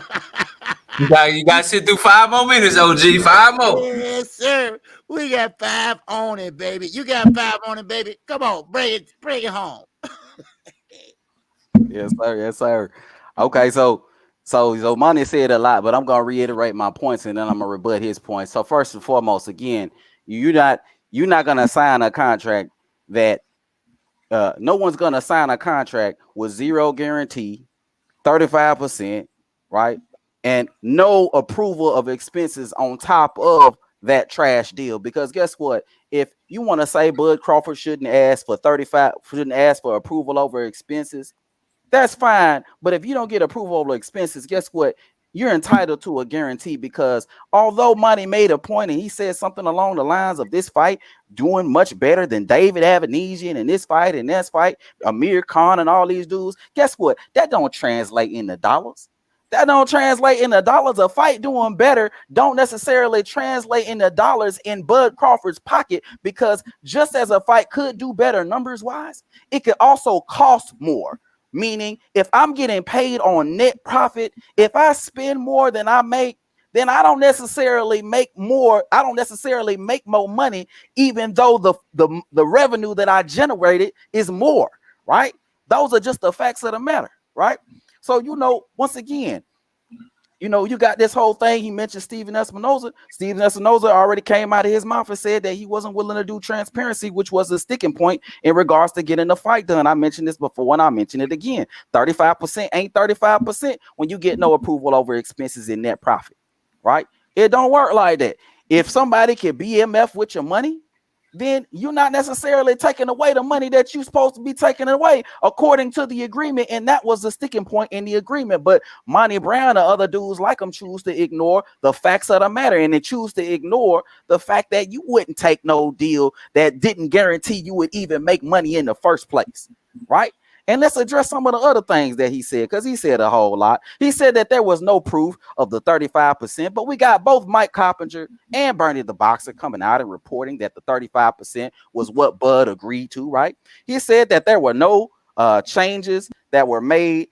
He said that there were changes that were made on behalf of Bud Crawford. But guess what? The interview that I played y'all with Steven Espinoza, that came out after these alleged things that were changed on behalf of Errol Spence Jr., right? So everything that Steven Espinoza clip pretty much debunks everything that Monty said, because the fact of the matter is, even after that, Espinoza came out and said out of his own mouth that there were issues that weren't addressed, right? And as a result, the deal fell through because of that, right? So that's that. And then he also said that Bud got what he asked for, right? But again, if Bud got what he asked for, then why was the fight that was supposed to be in 2022, which we all remember Bud saying out of his mouth that he wanted the fight to be in 2022, why was the fight that was supposed to be in 2022, according to what Bud Crawford wanted, pushed back to 2023? Why was it pushed back if Bud got everything he wanted? Somebody make it make sense. And then, of course, Steven Espinoza doubling down and saying that they didn't address a lot of Bud's issues, right? So clearly Bud didn't get everything he wanted, right? But let's keep it going, though. He said, and the last thing he said, oh, I already made that point already, but I'm gonna make it again. Goddamn, he said that the David Avanesian fight and everything would do better. Just it would do better numbers than David Avanesian and that sort of thing. But again, doing better numbers don't translate to dollars in Bud Crawford's pocket. So again, there's no guarantee he makes money on an Errol Spence fight, right?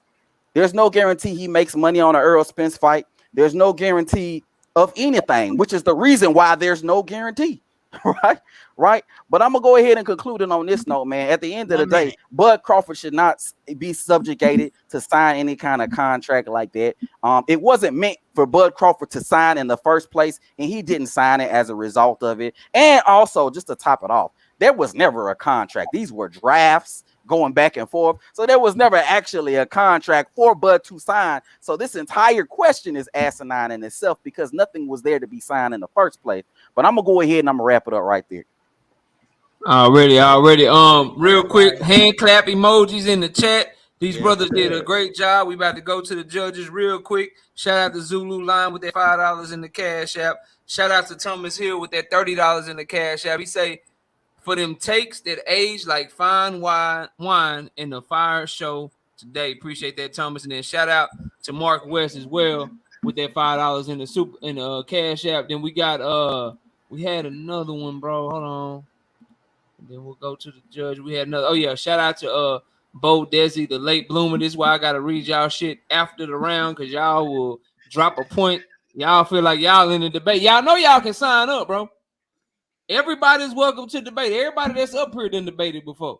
So y'all welcome to debate. Any topic, just let me know and we can set it up for you, man. The TKO Debate Series is for everybody, bro.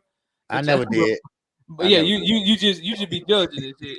KQ say he ain't got time for y'all ass, but Bo Desi, the late bloomer, with the $5 in super chat, going straight at KD because he thought he was debating KD and not money. He said Bud could have fought EJ when he moved up to 147. Instead, he fought Horn. But when EJ says he gonna collect the belts on his side, he's been ducking Bud. Bo Desi, I appreciate the super chat. You sound like you want smoke. Just shoot me an email, bro. Just shoot me an email and we can get it popping. But go ahead and go to the judges, OG. I'm gonna put All the right. ball chat and then we gonna get it. We gonna get last words, man. All right. We ain't gonna go to the wrong side. We're gonna go to the right side. The right side. What you got, baby? Yes, sir, man. Hell of a round. Hell of a round. Man, Money came out and Money was on fire. He came out and he brought out how this was the biggest money fight. You know what I'm saying? For Bud, how this is the biggest legacy fight for him as well. How this would solidify him, you know what I'm saying, as far as being a Hall of Famer. And if he wins the fight, he'll be 2-time undisputed. And he'll be able to go back and make even more money because or if he wins the fight, he'll be able to go back and make even more money.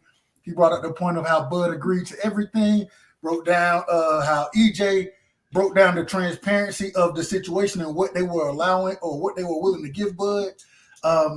Man, Money, he had, damn, he broke down the point of how EJ was sacrificing, how PBC had been dealing with Bud since June, and the reason the fight got pushed back was because Bud was the one who wasn't ready, or because Bud was the one who wasn't signing the contract. Man, I thought Money, he had a hell of a round. You know what I'm saying? Then my brother KD came out. Once again, he had a hell of a round as well. Yeah. Brought up how a lot of us wouldn't sign the contract. You know what I'm saying? He said how it was almost like signing the contract blindfolded. And why would you sign a contract where you're not getting guarantees? He brought out the point that Stephen Espinosa brought out as far as there being issues with the contract, or there being issues that Bud had that were never resolved. Let's see. He asked where was the proof that this was Bud's biggest payday. He brought out the expenses, you know what I'm saying, and how even though it was supposedly 35%, then it might be 25 or 15% if he can't oversee those expenses. Then he brought out EJ and Wilder are saying that they ain't been paid. Then in the rebuttal round, man, Money said, where did the 35% come from? Brought out how AB went and apologized to Espinosa and Al Hammond for a little bit of the cap that he was saying. Brought out how the fuck was it, or excuse my language, how was it signing blind when lawyers sat down, reviewed the contract. Brought out how there were 3 changes that had to be made from Bud's side, and those changes were accommodated. How, you know what I'm saying, instead of just signing, Bud, he waited the 15 days. Then he said Bud ran out the back door with a BLK Prime. And how he brought out how the fight was sold. It's one of the biggest fights, and the fans deserved it. I agree with that. KD, in his rebuttal, man, he brought out, excuse me. Oh, no, that my bad. That was Money's rebuttal, excuse me. And then KD's rebuttal, he came out with the points of how the number, or how Bernie and Coppinger were the ones who confirmed the 35%, how the issues weren't addressed, how the fight or how the fight was pushed back, you know what I'm saying, and how the contract wasn't meant for Bud to sign. I had to give the money. I had to give the round the money. I just felt like, man, at the end of the day, Money, he just kept coming with the different points there. There were good points KD was bringing out. It was a close ass round in my opinion, but I thought Money, he had he broke it down better than KD did. All right. Okay. All right, Q. It's on you. Yeah, man. Damn. That was a crazy round because man, like, you know, it was a lot of points argued back and forth, man. I think that was kind of good. Yeah. You know, this might have been like one of the most competitive rounds, man. where they was the back and forth was the best. Monty, one of the biggest thing in this round. He he was like, where he said Bud should have signed a contract because, for his fans, shit, he said he wanted to fight. The boxing world wants to fight, all that. This shit undisputed, guaranteed Hall of Fame, all that. He agreed to it. Boom, like shit, put that shit on the table. KD, I think he had a cool round. You know, he brought up the no guarantees, the signing blindly. I feel like Monty kind of got over that, but one of the things, I felt like KD was strong when he was talking about, the dates on the contract, and then, you know, shit. The second, the rebuttal, I feel like I gave that rebuttal. Man, I had to edge it. I had to edge it to KD because at the end, he said it was never even a contract. It was a draft, and the whole question in itself is like fucked up. So it's like shit. He kind of right about that. The whole question in itself. So, I gave it to KD. I felt like the end of that was kind of like the tipping point, and the Espinoza quote kind of meant the most then rather than the other ones. That's why I didn't really speak on it until the last, that's when it meant the most. So, I gave that one to KD. Already. All right. It's And on me. I guess I gotta decide who won this shit. yes, sir. It was a close round. Everything that one of them rebuttal, bro, the other one came with some shit. So money threw the 35% out in the garbage. He was like, man, where's the proof of the 35%? But then KD said that Mike Coppinger and Bernie the Boxer reported that it was 35%. I know Bernie said that, but I don't know if Coppinger said that. But he did offer up rebuttal for that, so I called that a wash. But then Money started talking about how Bud, how Earl told Bud in his tweets, like, bro, we agreed to this, we agreed to that. And this is where it gets sticky because Bud also said, like, yeah, but when did y'all agree to it? So he admitted that they agreed to everything he asked for, but then KD rebutted all that shit because Steven Espinoza was like, nah, we still had some issues, and the issues was to approve expenses. But I think KD's whole round was like, yo, y'all wouldn't sign that shit. Bud was signing he would have been signing some bullshit, basically signing it blindfolded. And then the rebuttal that Money offered up today, like, bro, he got these high-priced lawyers. How the hell he signing blind when he got these high-priced lawyers looking over everything for him, and he claimed that he agreed to everything? Overall, I couldn't get over the agreed to everything part of Money's argument. I thought that was the strongest point that I heard made in that whole round. Because to me, agreed to everything. What that meant, we dealing with this shit with fucking Tank and Ryan right now. So I'm a slightly edge a close ass debate to Money, and I think he won this round just barely. So overall the debate goes 2-1 Money Brown, but KD came in here and showed up and showed out. I don't think I got no more cash apps or super chat, so let me get everybody's last words. Yeah, I want to KD go did to a great job. Yeah, he did a great yeah, job. I want to go, and I see a lot of people, and this is the thing, bro. And I'm gonna say this before I get everybody's last words. A lot of people talking shit in the comments, and that's cool, bro. Talk your shit and pop your shit, but you have an open invite, bro. You have an open, like, my platform, bro. Anybody can come debate. So all the people that's in the comment section talking shit, all the people that's probably gonna talk shit about the debate tomorrow and all that shit, bro. All you have to do is hit me up, and I can make it happen with any one of these good brothers up here or anybody that you might want to get to smoke with. We reach out to any and everyone, bro. Any and everyone. So, don't debate from the comment section. Just hit your boy up. That's all you gotta do. But let's go to the debaters first because they work the hardest, in my opinion. I want to get their last words. And please, bro, last thing, let's make everybody a winner tonight. And the way you do that, I got Q the God shit in the description. I got KD shit in the description. Money's right sides, KQKC. Everybody's channels is in the description of this video. We got 350 people in here right now, bro. Go subscribe to their channel, man. Go sub to their channel.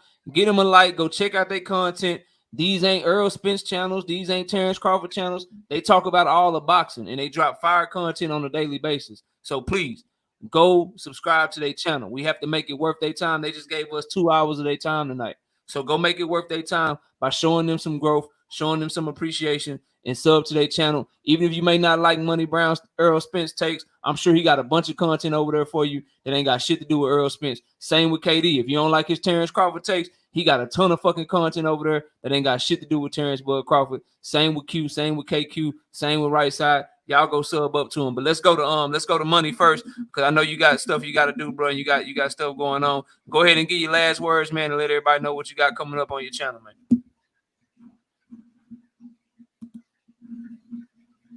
You on mute, man. Appreciate everybody came through showing out. Shouts out to my man. What's your name, KD, bro?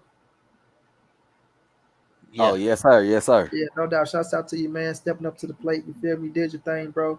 Shouts out to Knockout for having another fair debate. Shouts out to the judges. You know what I'm saying? I respect it. KQ, KC, do it right side. What's my man name? Q? Yeah, it's Q. Appreciate y'all, man. Appreciate y'all. Much love, much appreciated, man. I ain't got nothing going on. I ain't doing no show tonight. So, I was, stuck in the middle of a damn whole lot of other shit, bro. But it's all love, and I appreciate y'all. This topic, bro, it's a topic that can go on and on. It's a lot of shit that a lot of people want to do. It's a lot of people that want to debate it. So get y'all ass up here and debate the topic. You feel me? Get up here and debate the topic. You know what I mean? To me, I'm moving on from Errol Spence and Terence Crawford for us trying to get what's next. You understand what's next, and see if we can come back to this situation. So now I'm on Errol Spence, and if it's gonna be Keith Thurman and Terence Crawford, what his next move gonna be, and then we go see if Errol come, and spin the block on Terence Crawford, because I still believe he want that fight, So I want to see if he go come back and try to give another opportunity to him. If Terence Crawford don't sign that Golden Boy shit and try to make the fight happen, so this is just a topic that I think we all should be over by now, bro. And moving on to what's next in boxing. That way we can move forward and get up off this shit. But I appreciate everybody for coming through, showing love, man. Appreciate y'all, boys. All right, see you later, bro. All right, money. And shout out to Sean Clark in that super chat with the $5. He say, Bud tweeted about becoming EJ mandatory, but he was a champion at the time. That was just another pump fake from Bud. I appreciate the love in the super chat. KD, man, give your last words. Let us know when you're going live, when we can expect some content, man. What you got going on your channel, man? What's popping over there, bro? Yes, sir. Yes, sir, man. First of all, man, salute to you, bro. You one of the hardest working motherfuckers. Why you a hard working brother, man? My nigga Knockout be putting in work, bro. I think it's 4 shows now. You doing? Yeah, we do 3 during the week, and then right there with KQ every Sunday morning, man. We live. Yeah, y'all hit that like button, man. KO working hard as hell, man. So salute to you, KO, man, for putting on another fire event. You know what I'm saying? Y'all hit that like button, subscribe, man. And salute to everybody in the chat, everybody on the panel. Salute to the opponent, Money Brown, man. He came in and came through. So salute to him, man. And as far as me, my stuff, man, I go live randomly. So be sure to subscribe to the channel, hit the bell icon, so that way y'all can be notified when I go live, because I ain't got no set time yet. I just kind of go live when I can. I try to drop maybe like 2-3 videos a week, so y'all just be on the lookout for that. The name of the channel is Box-or-Die. So y'all be sure to subscribe to the channel, man. And once again, bro, hit that like button. KO working hard for y'all, man. And shit, man, I'm gonna catch y'all on the next one then. Already. And he ain't got to spell it out for y'all. His link is in the description, bro. Go subscribe to him, fam. Go subscribe to him. KD, I appreciate you, bro. Take it easy, man. We'll see you next time, dog. Yes, sir. Hey, great job, bro. Great job. Yeah, you did his thing. Q, if you still want to come back up and drop your shit, bro, you can, dog. But if you had to go, I understand, man. Let's go to KQ. KQ, let them know what's up, man. Let them know what you got going on, man. I will be live tomorrow. I had to take care of some things late last night, so I couldn't go live today. So I will be live tomorrow. And yes, I will be calling fights this weekend. So make sure y'all look out for that. So we right back in it.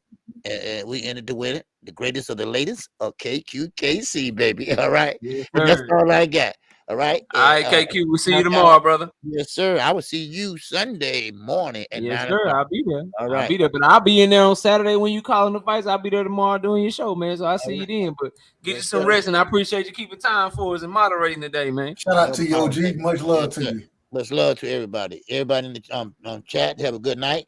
And I will see you all in the AM. All right. Peace. All right, man. Peace out. All right.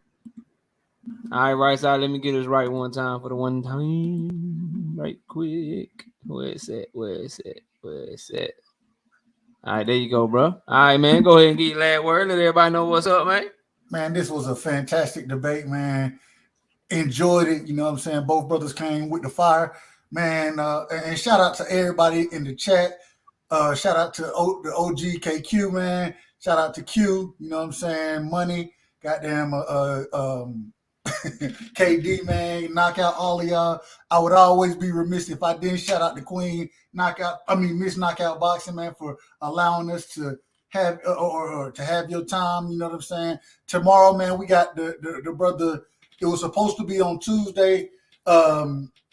Champion Hart, man, cooking with the champ. He will be live with us tomorrow, rocking with Right Side.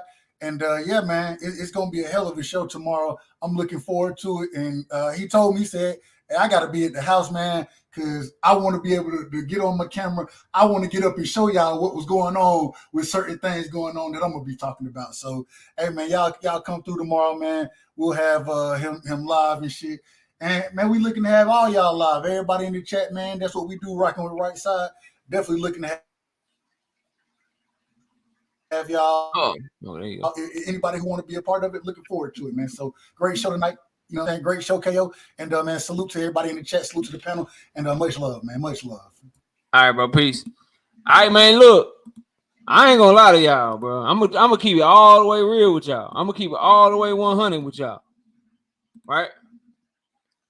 My competitive juices out here flowing, bro. Like, I need some smoke, bro. I get the hosting and shit. I like the host. You know what I'm saying? I like to listen to the debates and, you know what I'm saying, be a third party and judge and shit. But bro, I need some smoke. Okay. I can't none though, bro. Won't nobody come holler at your boy, man. So I need y'all to do me a favor, bro. If you in a chat, man. If you on the Twitter, you know what I'm saying? If you tweeting on the Twitter, you know what I'm saying? Most of y'all know my thoughts on shit, man. You know where I'm coming with it, man. Somebody please find me some smoke. Cause I'm trying to find it. I can't find it nowhere, bro. I gotta go to people. I gotta go to other people and shit. Record the shit, bring it back to y'all. Don't nobody want to see your boy, man. So please, man. Please, man. I need some smoke. Y'all help a brother out, man. But no, man. Look, we're gonna keep them coming, man. I'm working to get some more debate scheduled. As we told y'all, season 2 of the TKO Debate Series. We are trying to give y'all quality debates over just a bunch of debates back to back. We gonna get it. You know what I mean? We gonna have fire debates for y'all. So y'all be sure to tune in. Israel, if you serious, we ain't got to schedule nothing. I'm live Monday night. All you gotta do is come through. I'm live 7:30 on Wednesday. All you gotta do is come through. The only person I'm ducking, bro. The only I will openly admit to y'all before I get y'all out of here, bro. The only person that I am ducking, the only person that I will not debate on no topic is that one right there. I won't debate her, bro. I will not debate her. There's no winning. Even when you win, you lose. All my married men, all my men that got women, you know what I'm saying? Y'all know what I mean by that, bro. I will not debate her, bro. Especially not in front of y'all, bro. Not in front of y'all, I won't. Hell no. Because even if I whoop her ass, I lose. I lose, bro. No. I'm not debating you, baby. I'm not doing it. She wins. You won. You fucking won. I'm not gonna beat your ass in the debate. Then my back hurt because I'm in the couch and shit. Because I done cooked you in front of all these people and shit. No. Fuck around, do Miss Knockout dirty as hell in the debate. Do her dirty in the debate, be all talking shit. Then as soon as I log off, this motherfucker get a pillow thrown in my head, bro. Motherfucker pillow thrown in my head. Sitting on the couch, back hurting shit, man. Nah, bro, I'm good. I ain't debating your ass. I like my bed, man. I like my bed. And then if she win, that's worse because y'all gonna clown me, bro. I'm not doing that shit, man. But everybody else, y'all can get this work though. I say all that to say everybody else in the world, you can get this work though, man. 100% you can get this shit, man. But look, I appreciate everybody tuning in. We got daily content dropping to the channel. Our prediction videos have dropped for all the members. If you want the prediction videos during the week like the members, all you got to do is join the channel. Small price of $2.99 a month. You can get access to the prediction videos that we drop. I already did my Shaqie Foster Ray Vargas prediction. We dropped the Lanier Perro versus Victor Chris. We got the Mario Barrios prediction up on the channel.